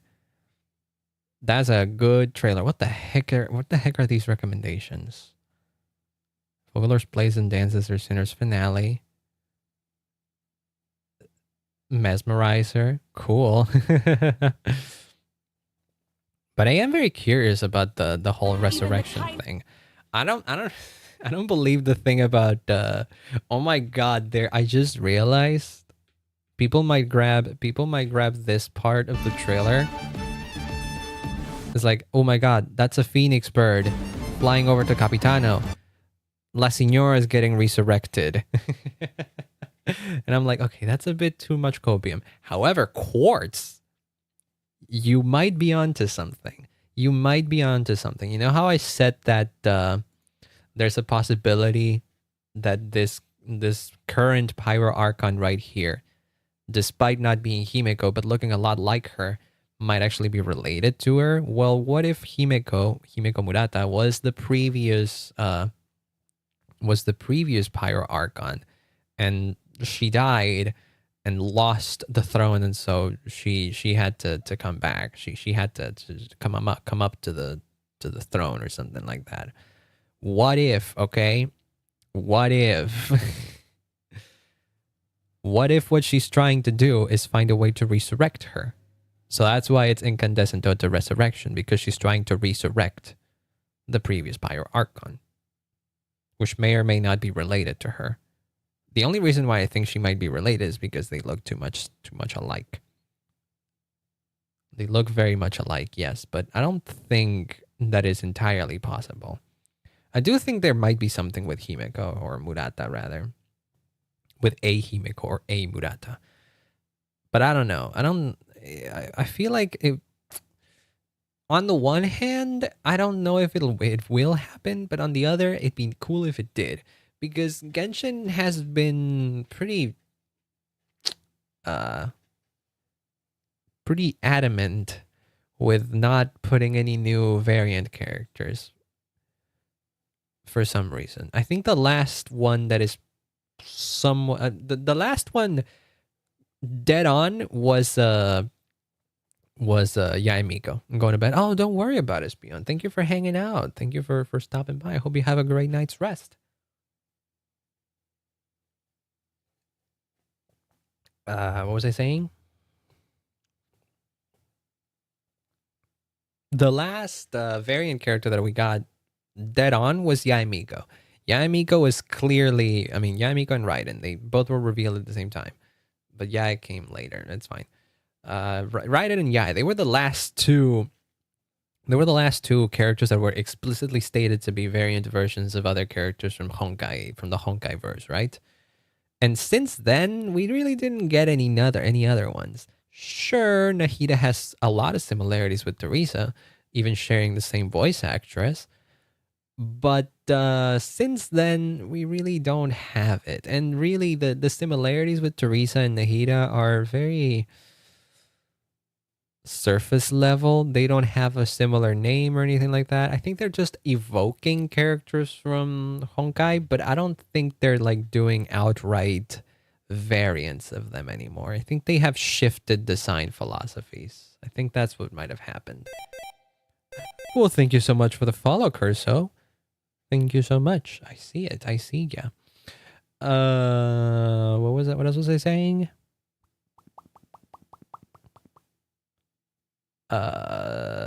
Yeah, because Fontaine didn't really have anyone.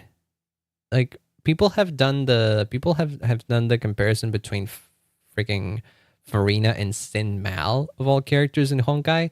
Like the one character that barely anyone remembers in Honkai Impact unless you play GGZ, where Sin Mal is a bigger character. But I don't believe it. They look very not similar at all. And so I might be thinking that I might be thinking that, yeah, Koyo has moved on from like making outright references, direct references to Honkai in Genshin. But they might still do some like hints or anything like that, because this girl right here gives me a lot of Himeko vibes without her looking exactly like Himeko, which is very similar to how I felt with what's her face, with Nahida, because Nahida gave me a lot of Teresa vibes, but I obviously knew that she wasn't exactly Teresa. They just had a lot of similarities. But with this new Archon, there's like a bigger degree of separation because they don't even share the same voice actress. But I am interested in the idea of there having been a Himeko Murata at some point that passed away in some capacity, as Himekos tend to do. Sorry. But yeah, I'm very curious about it. Plus, there's also again, there's very much the thing of incandescent ode of resurrection. It's like, who is trying to get resurrected here? And a popular running theory is that, well, they might be trying to resurrect the previous Honkai,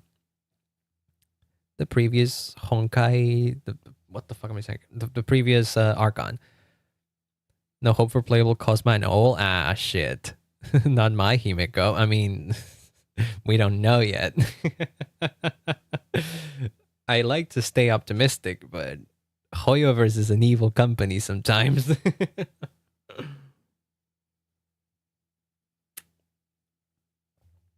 I always thought that Owl from Honkai looked suspiciously similar to Risley for some reason. Let me see if I can find it. Let me see. This is the guy. And then Risley, no. Risley. And then this is Risley. I always thought these two looked somewhat similar. And now that I'm looking at them like face to face, like right next to one another, look at that. This is Risley. This is Chen Tianwu, or more commonly known as Owl. They looked even more similar than what I remember. Holy fuck. Wow. Like I said it thinking, yeah, they somewhat look similar. I remember them looking similar, but Jesus Christ, they're like long lost brothers. What the frick? I didn't even remember that Owl had that color of eyes, and it's almost the same as Risley's eyes. He looks like Risley as a child. He kind of does, doesn't he? Yeah, this is a minor character in Honkai. Impact 30. He has a big role in like a few chapters of the story, but he doesn't really have much after that. People remember him because he's like one of the few male characters throughout Honkai Impact, as I like that game in general. So he is remembered fondly. Plus, he is a cool character. He is a good character. I do like him. But yeah, Honkai Impact has a thing of no male playable characters. But yeah, holy shit, they look way closer to what I thought they did. Damn, that's crazy. That is crazy. So where were we? Time to burn again. Oh, you know what I want to do? Hold on. Is this the... Yes. This is the Japanese version of the trailer. I want to watch the Japanese version of the trailer because I want to watch the voices. Wait a minute. Are you trying to... Don't spoil ZZC to me, for crying out loud. Do not. I'm trying to play that as blind as possible. I already caught a little bit of a story spoiler on Twitter. But that's on me, really, because I just kept reading it. I want to see I want to hear the Japanese voices, because I actually didn't see this trailer in Japanese.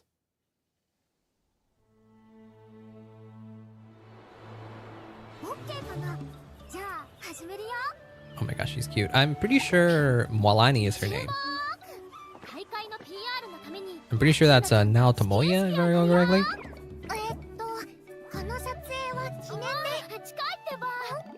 And I'm pretty sure, like, I'm pretty sure this girl is like based off of the same deity that Moana is based on, like the Disney character Moana, which is cool.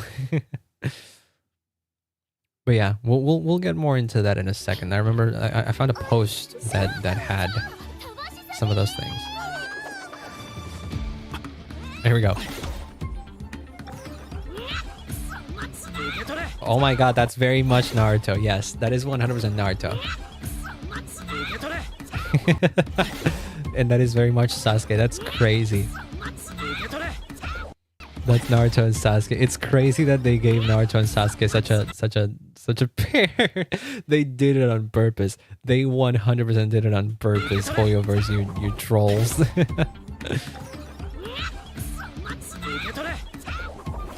I am still very curious about the pixel art dragon. That's the one thing that I'm most confused about.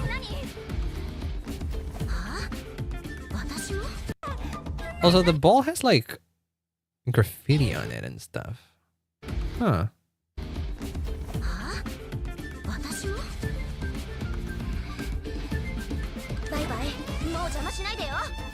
Oh my gosh, she said bye-bye. That's cute.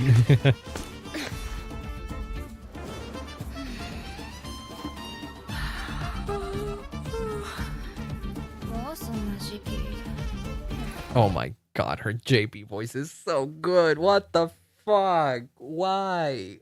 Why are they like this? That's targeted towards me. What the heck? Damn. That's crazy. She's hot. Holy fuck. And you can hear a little bit of a in with Yansan.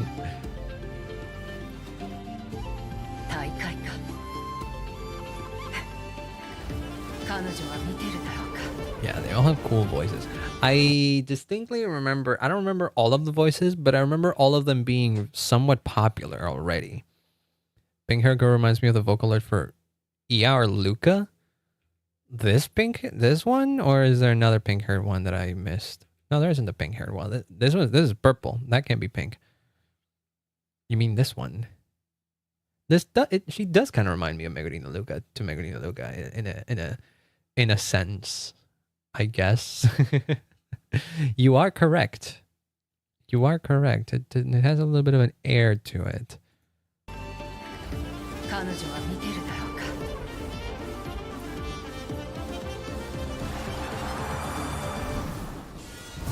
Pink one that's also purple. Oh, that one? I guess.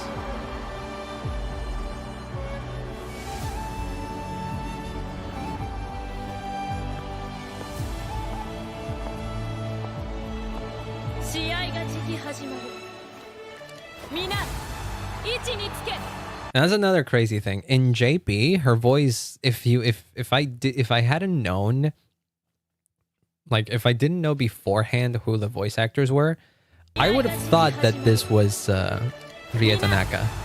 I would have thought this was Rie Tanaka, the one that voices Murata in every appearance of her, because she has a very similar tone.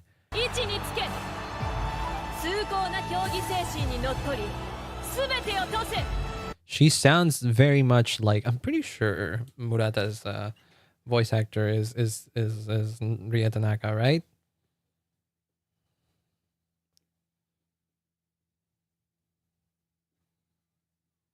Yes. Yeah, she voices Himeko. Rie Tanaka. She also voices Lisa. In Genshin, she doesn't voice Himeko, but she does voice Lisa. So that's another thing that people were thinking. It's like they might not.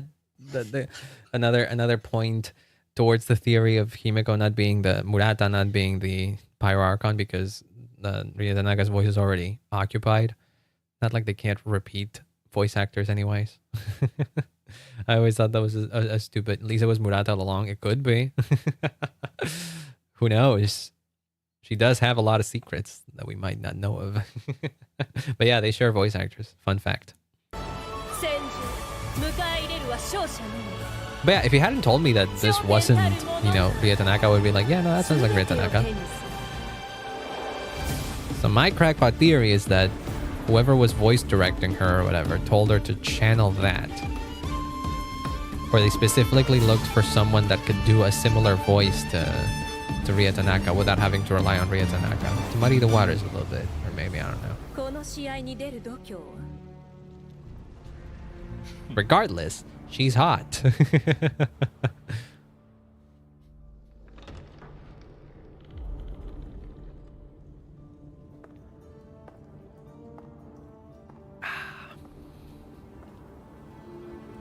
Damn. Still very confused about this. I'm very curious as for where the story of Natlan is going. Because with us being so close to the quote-unquote end of Genshin and the eventual arrival of Celestia and, you know, the final fight, it makes me curious as to where the story of the next nations is going to go. Specifically Natlan, because it's like... This is the last nation we have before Snezhnaya, and we basically know what the story of Snezhnaya is going to be like, because we know what Snezhnaya wants to do. Snezhnaya wants to go to war against Celestia, so the story in that country, in that nation, is going to be revolving that 100%, right? It's gotta.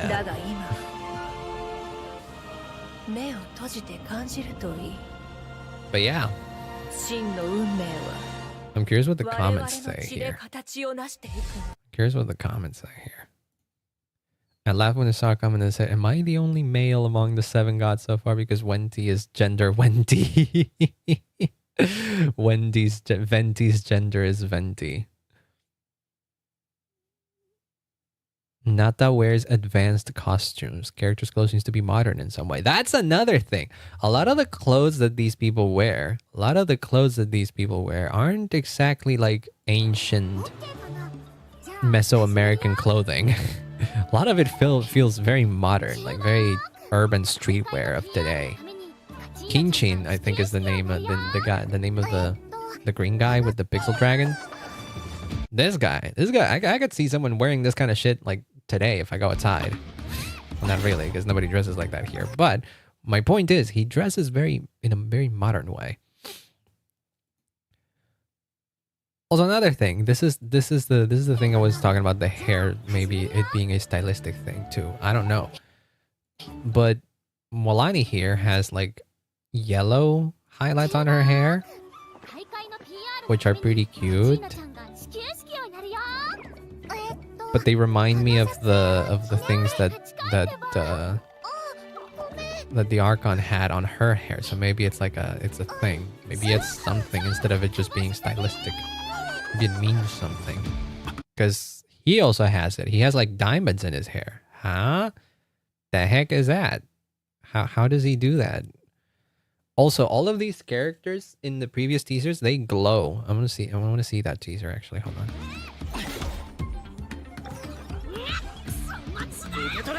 I love how these two are fucking Naruto and Sasuke. Same as this one. This one doesn't seem to be wearing anything that's like ancient. I mean, you can tell it's like Mesoamerican inspired in a sense, her clothing.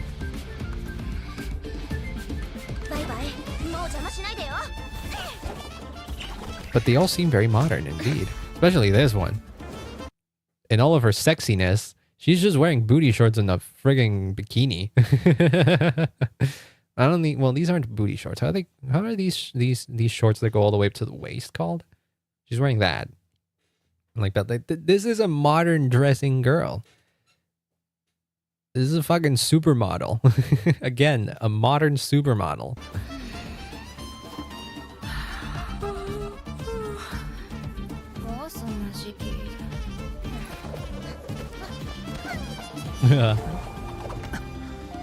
And you dress like a fucking cowboy.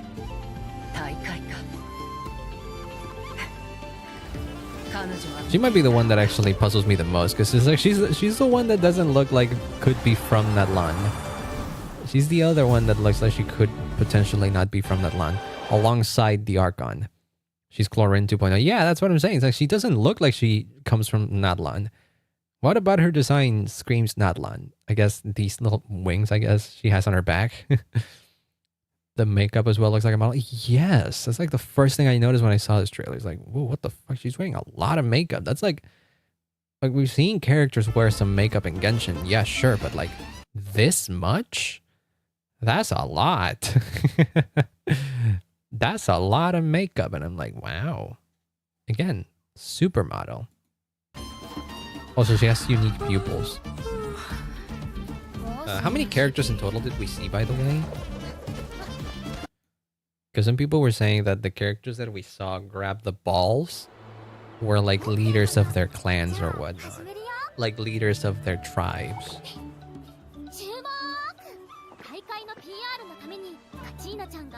Release the ball to promote the upcoming tournament. Okay, so this guy gets the ball, so that's 1. And then Sitlani, I think was her name, gets the ball, so that's 2. And then Lion Girl gets the ball, so that's 3 characters. And then Boot Hill Lady gets the ball again, so that's 4 characters. We're missing 2. Red hair cowboy girl, remind me of Mesa Prime from Warframe. Mesa Prime. I know Warframe by, like, I know by its infamy, basically. Mesa Prime. Oh, that's a cowboy robot. That's a cowboy robot if I ever seen one. What the heck? That's cool. Damn. I mean, you are kind of right, but this Mesa Prime character is like white and gold. That's like the one difference. The color palette doesn't quite match.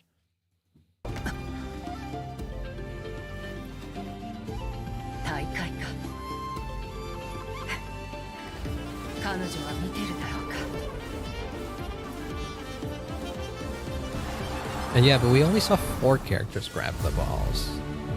So it could be that they're 4, like, maybe not leaders, but like representatives of their tribes. Because, like, I mean, sure. Some of the, like, this girl doesn't really strike me as the leader of a clan. Same as this guy. So I think they might be like participating in this tournament in name of for their respective tribes and stuff, you know? That's what I'm thinking. It could be that that's what's happening.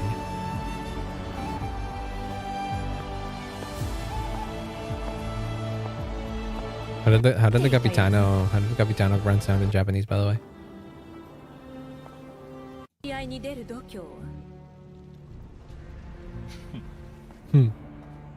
That's so cool. He's so cool. There was a theory. Let me see if I can find it here. I mean, this is JP, yes, of course. So there might not. This one, sure, why not? In this original teaser that we saw of Natlan, this is literally the first one we saw. We met these 3 characters, right? But the interesting thing is that they all had some sort of animal or some sort of companion or something that allowed them to traverse the land. And from the previous event that we had with that one guy from Natlan, they told us that in Natlan it's common to live with like saurians, and saurians are like monsters and like the animals and stuff that we also see in these trailers. Well, not in this trailer, but like in the first trailer, for example, when we see the traversal thing, yeah.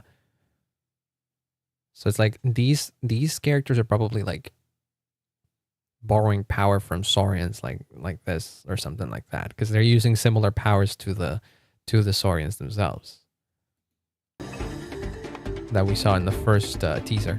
Oh, this you can see this part. You can also see this part in the trailer, in the newest trailer. This might be the main. Oh, this is the Colosseum. Yeah, I can see it now. This is the Colosseum that what is it? That the Archon was talking in. This is that same place. But the interesting thing that I saw was that they glowed. This is something I didn't notice until Ashikai, like the YouTuber, the lore YouTuber, pointed out. They glow when they use these things. See, they glow like she glows yellow when she's using her powers here. See, you could see it very clearly here. Whoops. No. Go a little back.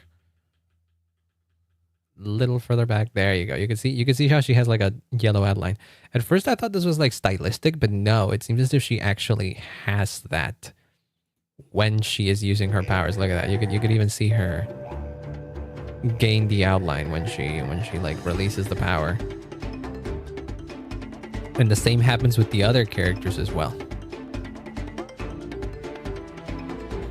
See, she's glowing with it, and actually you can actually see like a little bit of fire emanating out of it. That's crazy.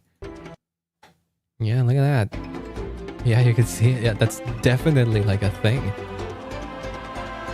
Ashigai was cooking with that. Because the whole reason why she brought up the color thing was because she noticed that in the trailer for the new event. Let me see if we can find the actual English channel so that we have like, oh, we can close this. Are you brave enough to compete? Here.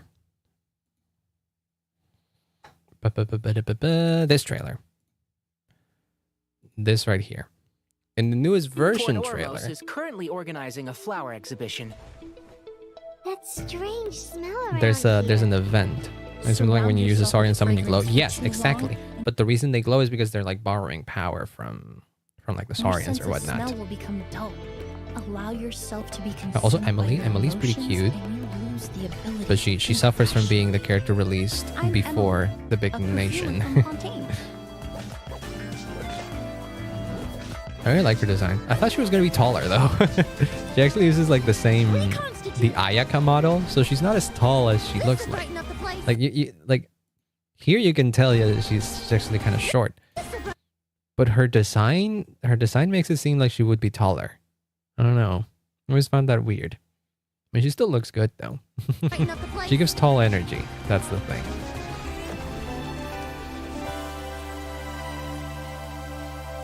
The hero from another world, supported by their This companions, thing. shall restore peace to the world. This right here. The chubby paper hamster just talked. There's like paper things that have lost their color, and Nilu somehow can bring their color back. It wasn't just a dream? But this nickel Mata friend of yours, she doesn't eat hamsters. Which is very similar to the you can see here. It's very similar to how in Sumeru the withering stones remove the color from like its surroundings. And then you clear the withering stone and it restores the color to the place. I remember It's very similar to that. And then you can see in this cutscene Well, then I Nilu woke up to literally see giving this. color to everything once again. So Ashikai, what Ashikai did essentially is like she correlated those things to the fact that characters in Natlan glow when they use their Saurian summons or whatever, or where they use those powers. So potentially what might be happening in Natlan is that that's something that is running out or whatever, right? So they have to find a way to restore the color of the nation. It's pretty out there when I say it like that, but she makes it sound way more convincing than I can. But it's essentially something like that. And the whole reason why I bring this up, because it's been known for a while now that the events of the summer patch before a big nation always foreshadow the events of the story, of the whole story of the next nation. Like it happened with Bottleland and Fontaine and the Oceanid people.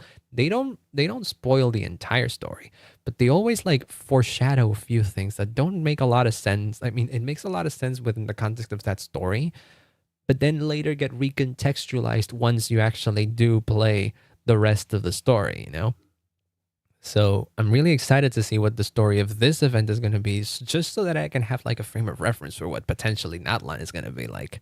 You're really easy to please, Navia. Because with Fontaine, it was so obvious. It was so funny too. Aerial Express moving out. out. It was so obvious in retrospect. Not, I don't think many people had the same thought. I don't think a lot of people had that thought that the Bottle End event would foreshadow the events of Fontaine. I don't think a lot of people have had that thought going. Some people did. There were clearly theories. Ashikai did. One of her videos on Fontaine straight up just called it before 4.2 came out, because by making reference to the whole Bottle Land event, and she called it the big twist. Yeah. So it's why I'm getting excited in watching all of these things, you know. Ooh, that's an adventure and a half. Do all storybook heroes have to work this hard? And then there's a whole thing about you having to fight a dragon here. Me to answer them all. And there's also a role that like Wanderer plays with this thing. To find the dragon responsible for this whole mess. Ashikai's whole like short video on this trailer in particular is actually very interesting, because it relates a lot of the things that could potentially be related to Natlan, knowing now that these events typically, foreshadow things.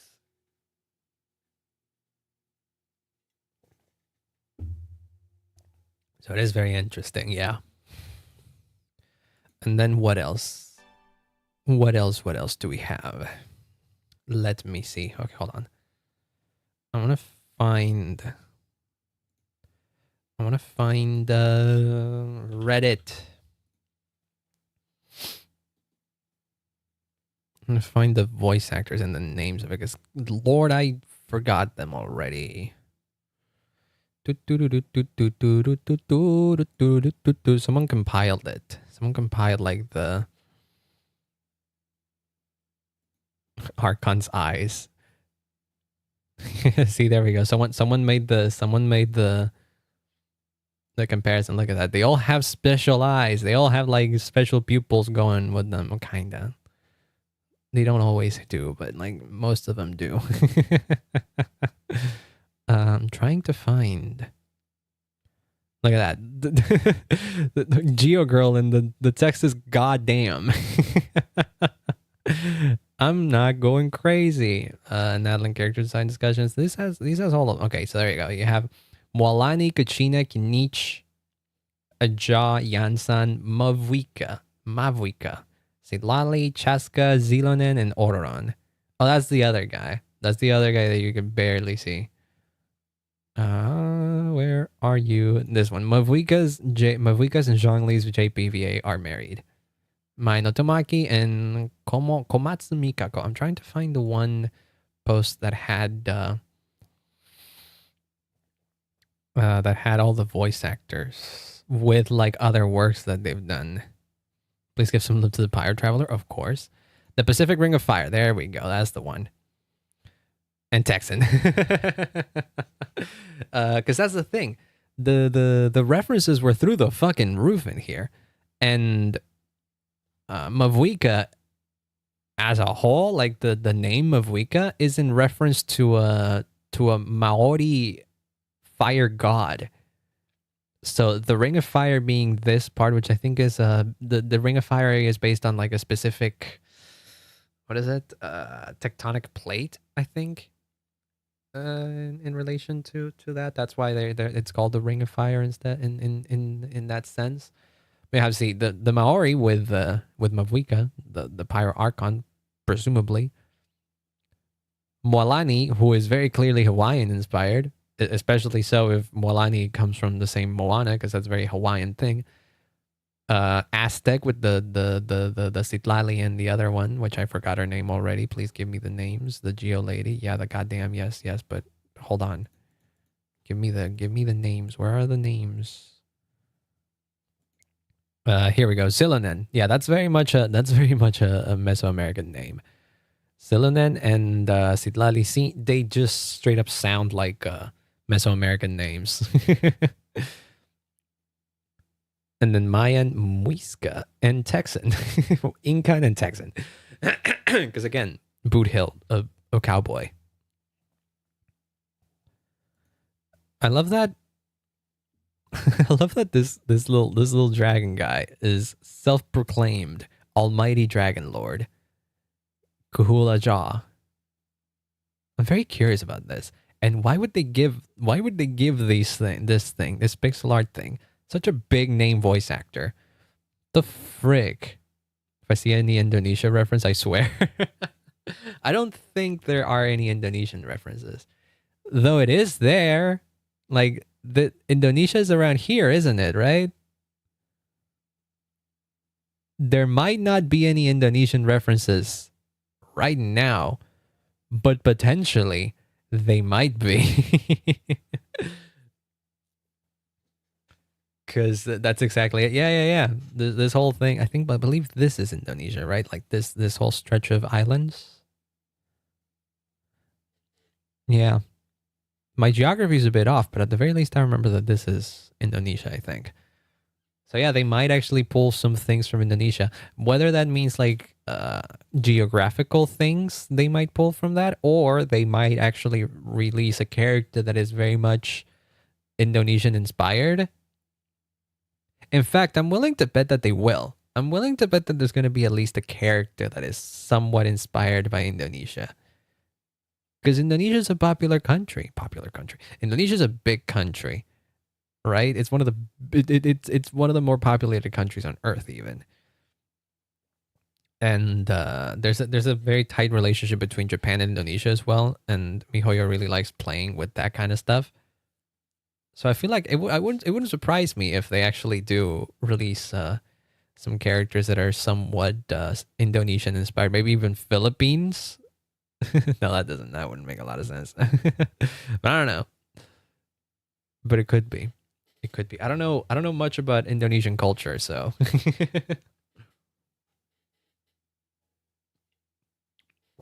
would it be scary or would it not be scary if they do an Indonesian reference?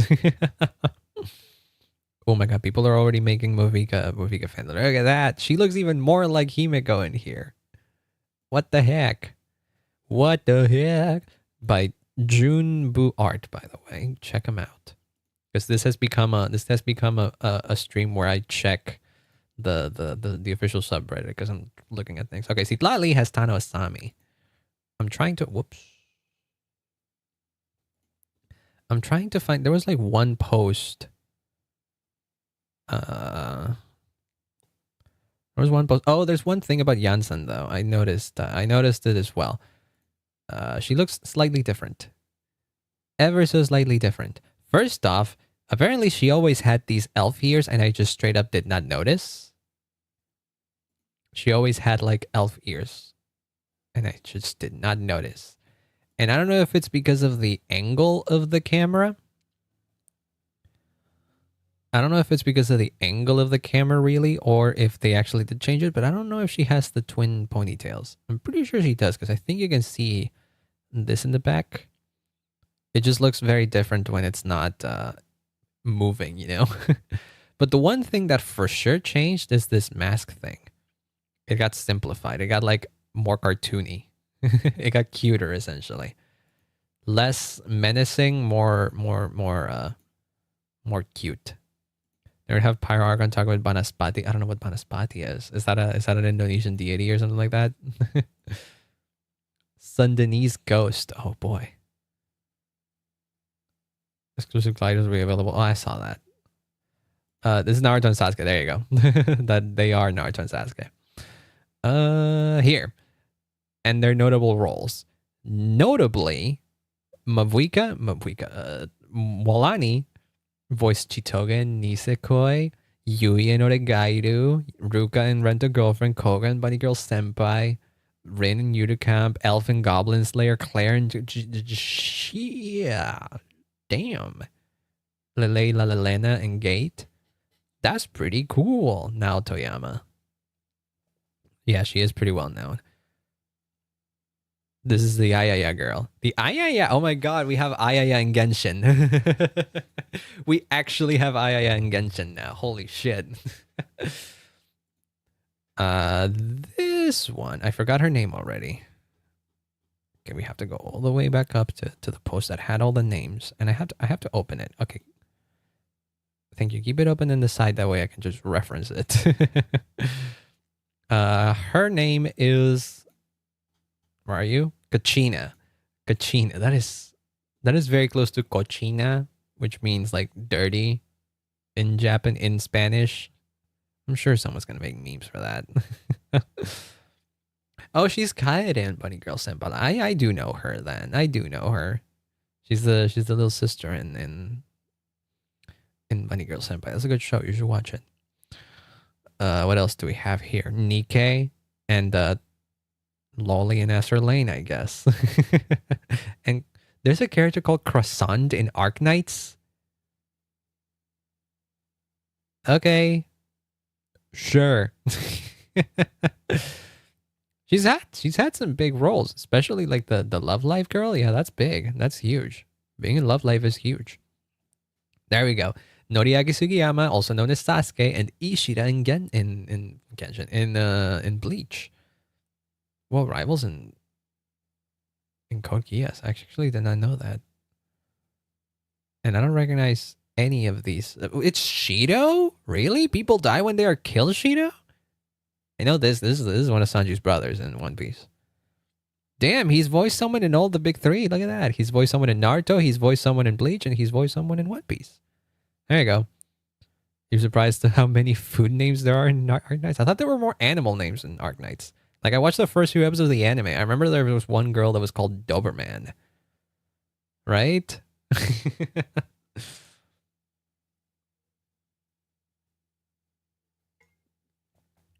So yeah, big deal, this guy, this voice actor.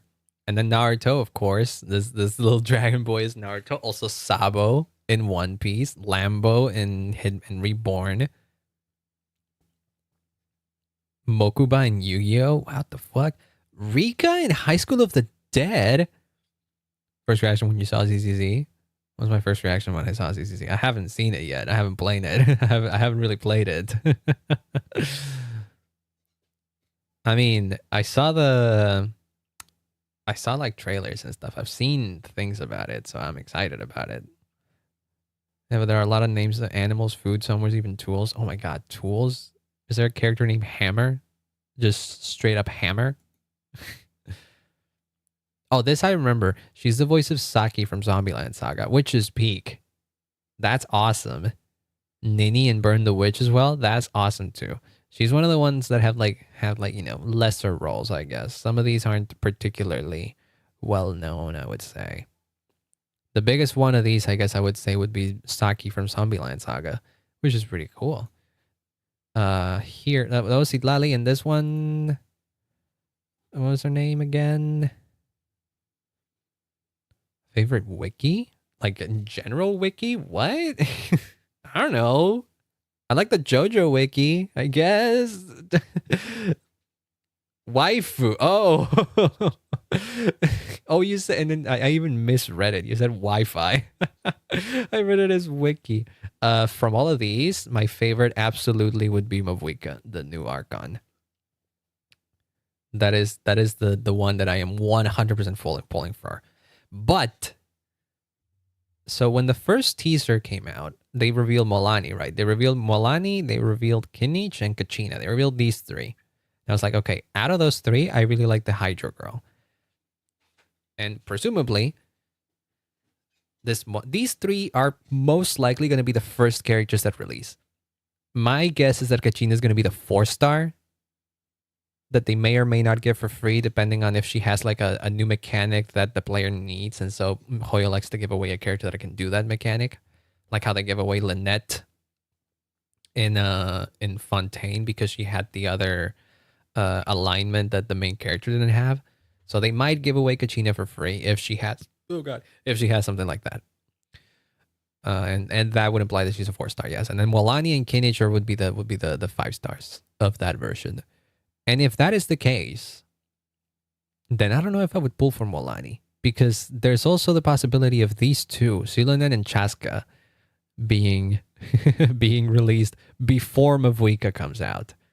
Because Mavuika, being the Archon most likely, would get released in 5.2, which would be the third patch of the what is it?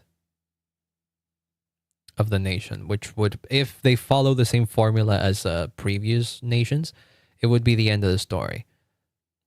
So if that is the case, all of these, the ones that I'm the most interested on are these three. For sure. The tall mummies, because, you know, that's my type. I am a very simple man. If you give me a tall mommy, I'm gonna have to pull for them. And so these three are like up there. I kind of want to pull for all three of them. And originally I was thinking of pulling for Molani as well, but considering that these three look way cooler to me, I might actually have to say fuck it and just not pull for Molani and save up the patches until these three are out. Because I saw a leak. Saying that these three, Kinich, Kachina, and Molani, are going to be the characters that are released in 5.0. These two are the ones that are released in 5.1, and then Mavuika in 5.2, which would mean that all of the characters I want are back to back to back. And I do have a lot of Primo Gems. Lord knows I do have a lot of Primo Gems. I think you can still see it in the game right there. Like, hold on, let me see. No, you can't see it. I'd have to go to the. I'd have to go to check manually. But I do have a lot. I do have a lot that I could potentially get all of these. But I don't know if I want to risk it.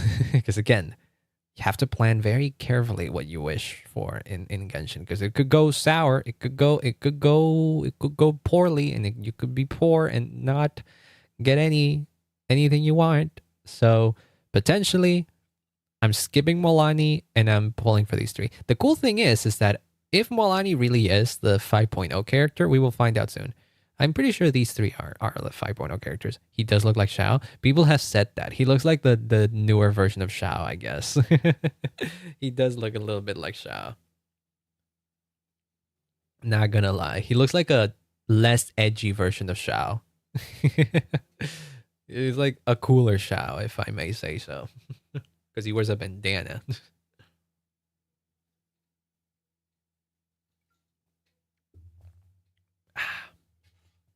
But yeah, I'm pretty sure y'all are not alone in saying this. I've seen many comments like that.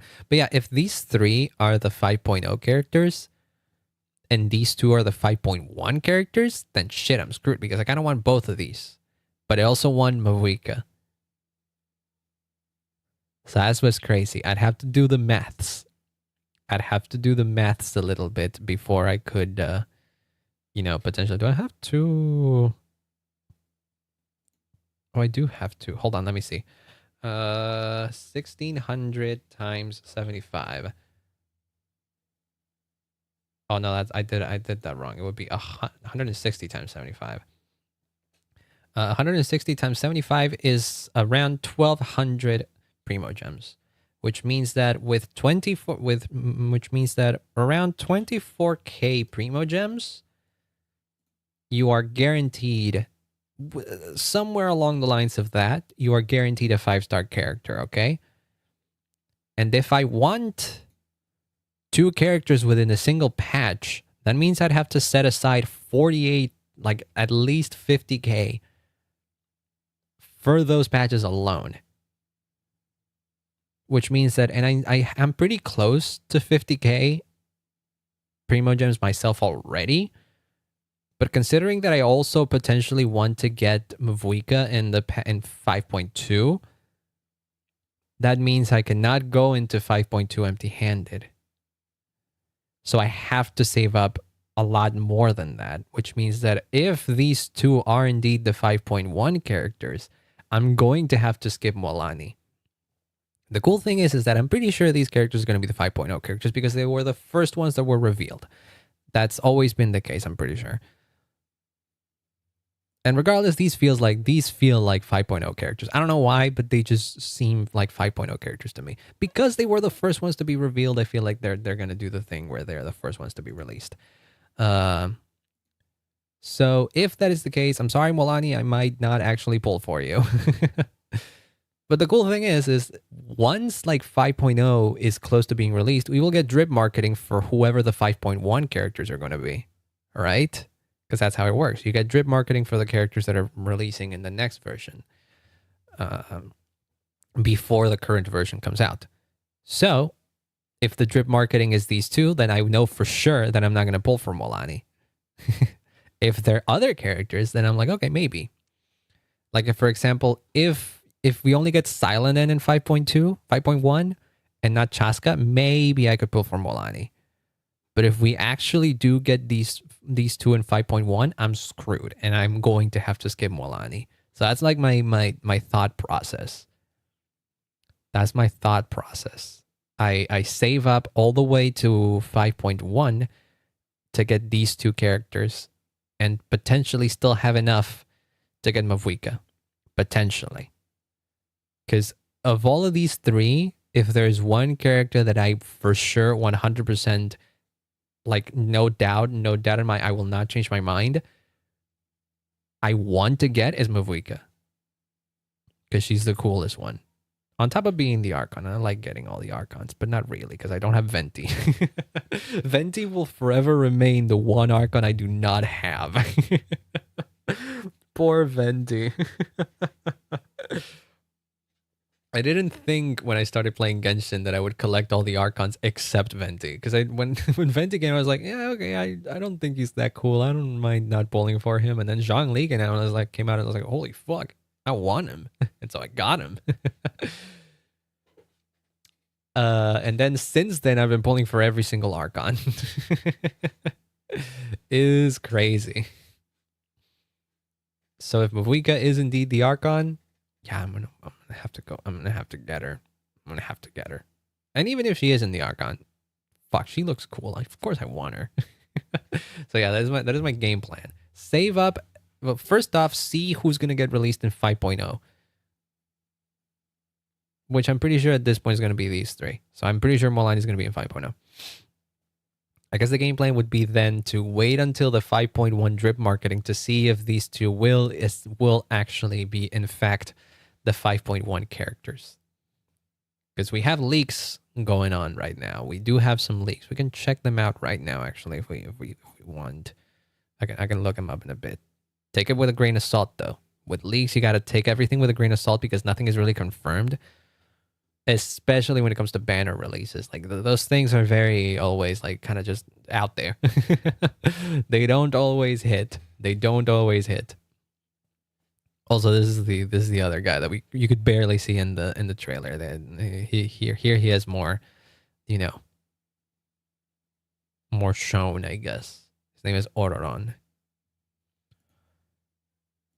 What else do we have? Yansan. Who was Yansan? Yansan voices Kurama in Agame ga Kill.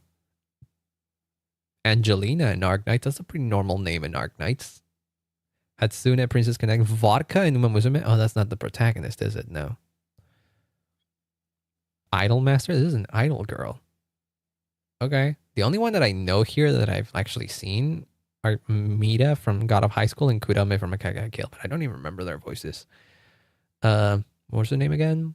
Chaska is Yoko Kai. Chaska has a cool voice. Chaska Angelina, my wife. Yeah. She's the voice of Yansan in Genshin. She's gonna be the voice of Yansan. So you might have to pull for Yansan when she comes out if if you like Angelina, I guess. she's the voice actress right there. There you go. Pull in for sure. My gut tells me that Yansan is going to be a 4-star character. I don't know what to tell you. If that's the case, well, good luck to you, my friend, because 4 stars are notoriously difficult to get.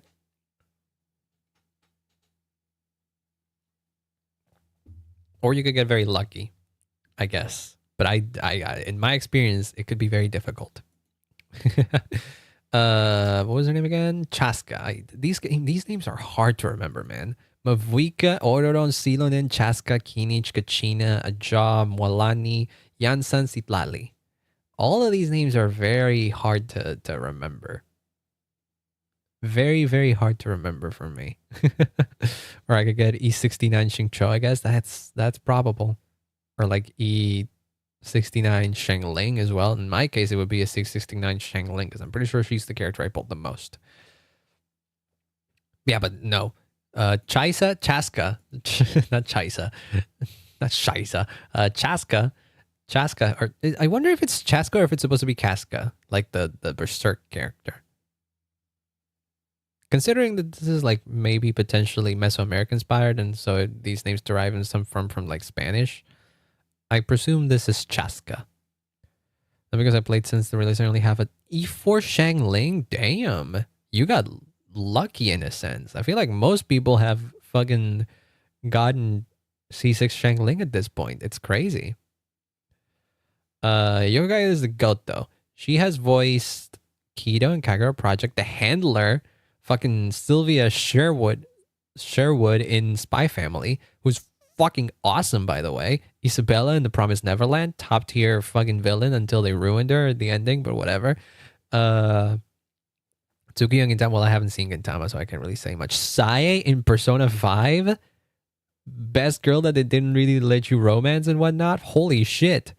I don't know much about Arknights, but she's also lazy in Arknights. Shaska? Oh, Shaska sounds correct. Shaska sounds cool, though. Shaska does sound cool. It certainly sounds cooler than Chaska. Chaska, which is like the ch. But Shaska, yeah. Shaska sounds cool. We'll have to wait and see how the English dub butchers these, because the truth is that these names probably have proper pronunciations, but English dubs, you know, they're infamous for not really paying attention to that.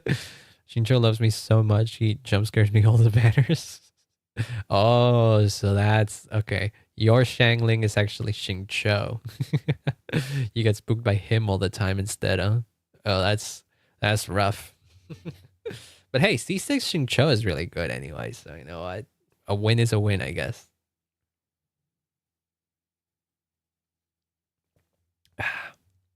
Also, Caitlyn, like, what the heck is this? Is this like the dub for Arcane? Is that what that is?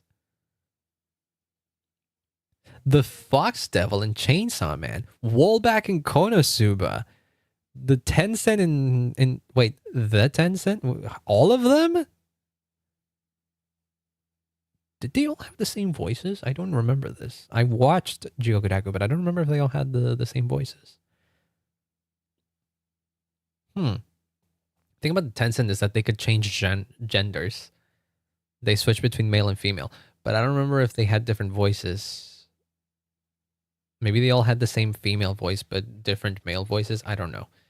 Been a while since I watched it. I should still finish it. I think I'm pretty sure I'm missing 2 episodes from that show. There's a spider in one of my Dandadan volumes. Give me a second. Hold on.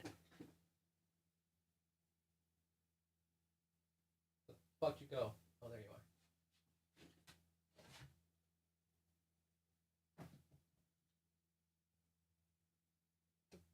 are. Now you're in my keyboard, you fucker. Get out. Okay, fine. Do whatever you want.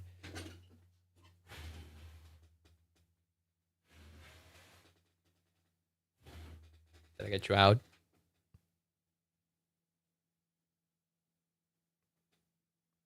Oh well. If I'm typing and I get a spider bite, you'll know. I'm pretty sure it's gone. Don't know where though. But I don't see it in the keyboard at least. Damn, this keyboard needs a fucking cleaning. Holy shit. Where were we? Right, discussing voice actors and whatnot. And then fucking our not Himeko. It's voiced by Maki in Jujutsu Kaisen. Totsukai no Oregai. Wait, they have the same voice. That's fucking crazy. I never knew that. Yuma and Grimgar Peak. Celestia and Recreators. Fuck yeah. Lupus Regina and Overlord. Cinnabar and Len Lustrous. Fuck yeah. I don't know these two, but I know Nisekoi is popular. Rebecca and Ed and Zero, that's freaking crazy. Gamo and Nagatoro, that's fucking hilarious. And Minerva and ReZero, hell yeah. These are all awesome. And it's crazy because when I heard her speak, she did actually remind me a bit of Maki.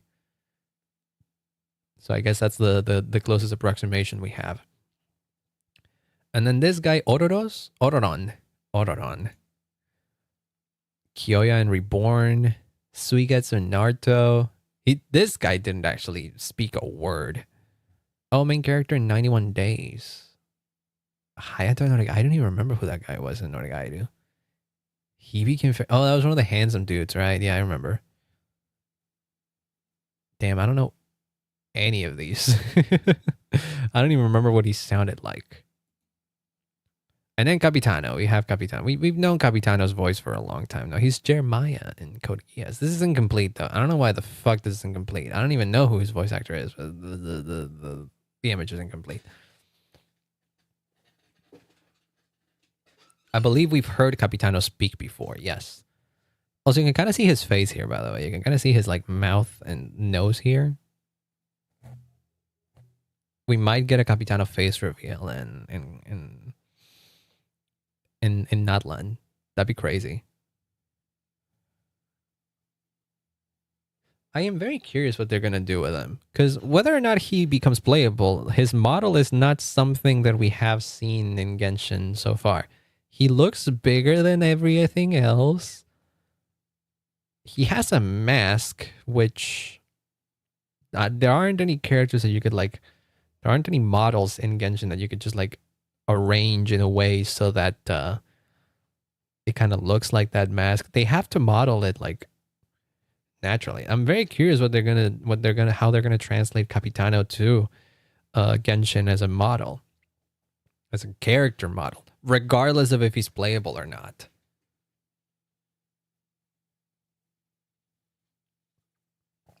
If you want my 2 cents, I hate to do this, but I don't think Capitano is going to be playable. However, if he does become playable, I want to believe that the way he becomes playable is by what is it? By getting a new character type model. You know how we have like the tall female, tall male, and that kind of stuff? So far, the biggest model that we have so far is the tall male. And I don't think Capitano fits that. If Capitano comes out and he has a skin, he has a model that resembles fucking Alhaitham or Risley, it would look off. Because Capitano should be way bigger than that. In the way he's represented in these things, look at that. He's magnitudes bigger than fucking Mavuika here. He shouldn't be as big as Risley. He should be bigger than Risley. He should be taller than Risley, and he should be thicker than Risley. Like actual bigger, wider shoulders is what I'm saying, really. So I think if he were to become playable, they might actually make a new model type for him. And eventually, if Varka comes out, the headmaster of the Knights of Favonius, the Grand Master of the Knights of Favonius, sorry, he might use that same model. That's been my copium for a long time. Not so much. I could care less about Capitano. I'm kidding. I don't. It's not that I don't care about Capitano, but I care more about Varka because I find Varka to be a more interesting character, or a more intriguing character than Capitano because we've seen less of him. So I'm more intrigued about like seeing Varka and like getting to know Varka instead of getting to see Capitano. But I am very curious what they plan on doing with him. I am indeed very curious. My hope is that MiHoYo stops being they stop being a bit of bitches and they actually make a bigger model type. And then you can have your playable Capitano, your playable fucking Varka, and any other big character that you might want to have. Because it's crazy to me that the tall male model is a bit on the Twinkie side. Like they've made a good job with Risley because he looks buff. He looks pretty buff despite being that same model type. Same as with like Alhaitham. They got really good at sculpting it without having to rely on making a new model altogether. Cyrus playable? Yeah. It's crazy that Cyrus is like bigger than some of the playable characters. But yeah, I feel like they should actually. And one of the many leaks that we saw at some point was like different body types that went beyond the ones that we have right now. So they might be planning on that. That's been my copium for a long time, that they will eventually introduce a new model type to the game to create more variety in player type models and to create more variety in character designs, you know? Hopefully, that is the case. And then you can have your playable Capitanos and your playable Varkas. And if Varka is shown and Varka is cool, I'm afraid Varka might be another character that I will have to pull, because I'm not just a simp, okay? I also like male characters, okay? I pulled for Risley of all things, okay? Right? I like male characters, especially if they're cool. So if Varka gets released and he looks fucking cool, I'm pulling for that man.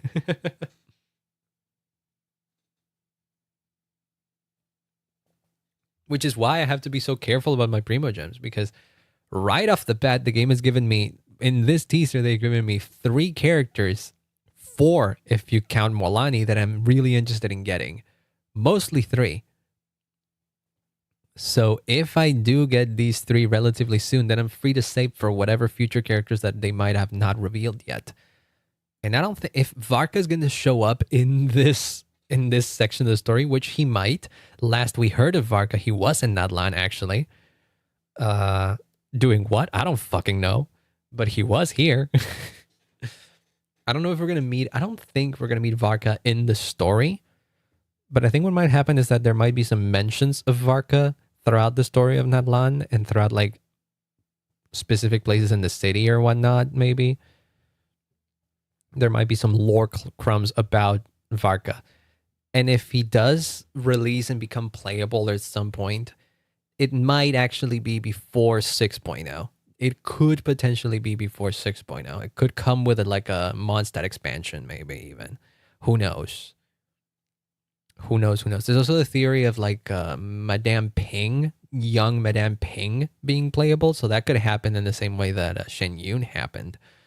There's still lots of room for new characters and like old characters that have been teased for a while, or that players have been wanting for a long time. There's still a lot of room for that to be released. So I have to be careful with that. But like right off the bat, there's 3 characters I want, which is crazy. When the Natlan trailer released, I don't remember if I wanted that many characters. I mean, yeah, Farina. No, I did. I wanted Farina, Chlorine, and Navia. I wanted Farina, Chlorine, and Navia. I ended up getting Chlorine and Farina, but not Navia, because I ended up pulling for Risley. Because Risley ended up being really cool. Do I regret that? No. Maybe a little bit. But luckily in this part of in this right here, I'm really only seeing 3 characters that I would pull for. Or 4, I guess, if we consider Molani. But Molani of this group is the more skippable one. Like, yeah, she's cute and all, but you know, these 3 of the mommies. So yeah. Damn. That was a lot of yapping. Oh my god. Let me stretch a bit. Oh god. That was a lot of yapping. Let me go back to the game so that I can just close it afterwards, because I think I'm gonna be calling off stream right here. Yeah, guys. Where even were we? Don't forget to hydrate. Oh, I've been drinking my tea. I actually just now finished all my tea. Yeah, no, it's done. It's done. We're pretty much done with it. So I think I'm gonna call it a day here. I think I'm gonna call it a day, and I'll be seeing who the heck I can raid potentially. Maybe did I turn off display capture? I did turn off display capture. Heck yeah. Let me see. Let me see if I can send you all to somewhere interesting. Whether on Twitch or on... Oh, I'm getting hit, by the way. I'm realizing now in the preview of the stream that I'm getting hit. Hold on, let me take care of you real quick. Thank you. I was sitting, for crying out loud. How dare you interrupt the beauty of fucking Arlecchino sitting. But yeah. Let me see. Who is live on Twitch right now? Ooh, I have someone I could raid over on Twitch. Ooh, what are you doing specifically? Don't. Okay, you want to go see someone making music? I'm not the only one that makes music. Oh my god, I'm getting hit again. What the? How dare you?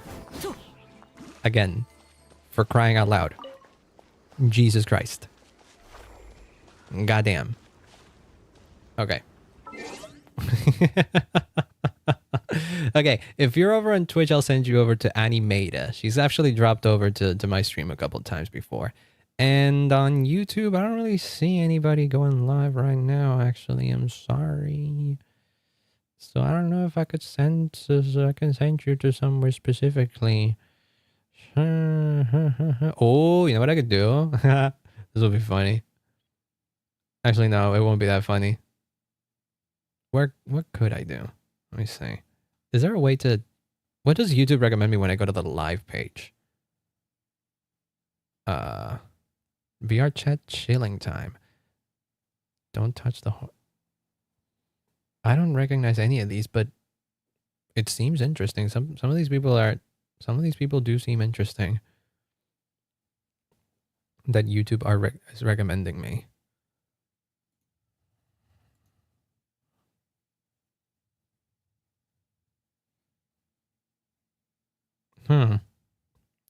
Okay. Well, I cannot see these streams. So I think I'm just gonna send you over to Ani on Twitch. You can go check her out. Let me quickly get an Ani link over on Twitch. Yeah, I can put it on Twitch chat.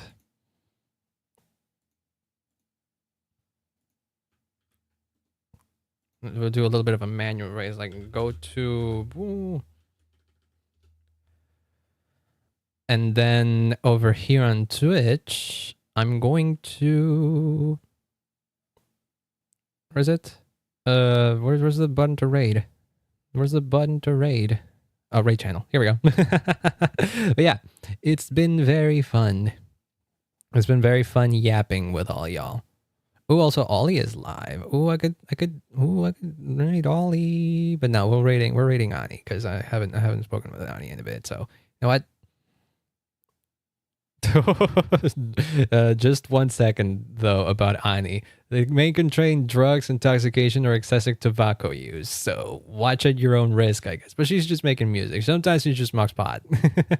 That's cool. That's allowed. But yeah, it's been very fun. I'll be seeing you when I see you. I'll be playing ZZZ on Monday, and then we can do some other fun things throughout the week. Good talking to y'all. It's been fun. And yeah. I'll be seeing you when I see you then. Bye bye.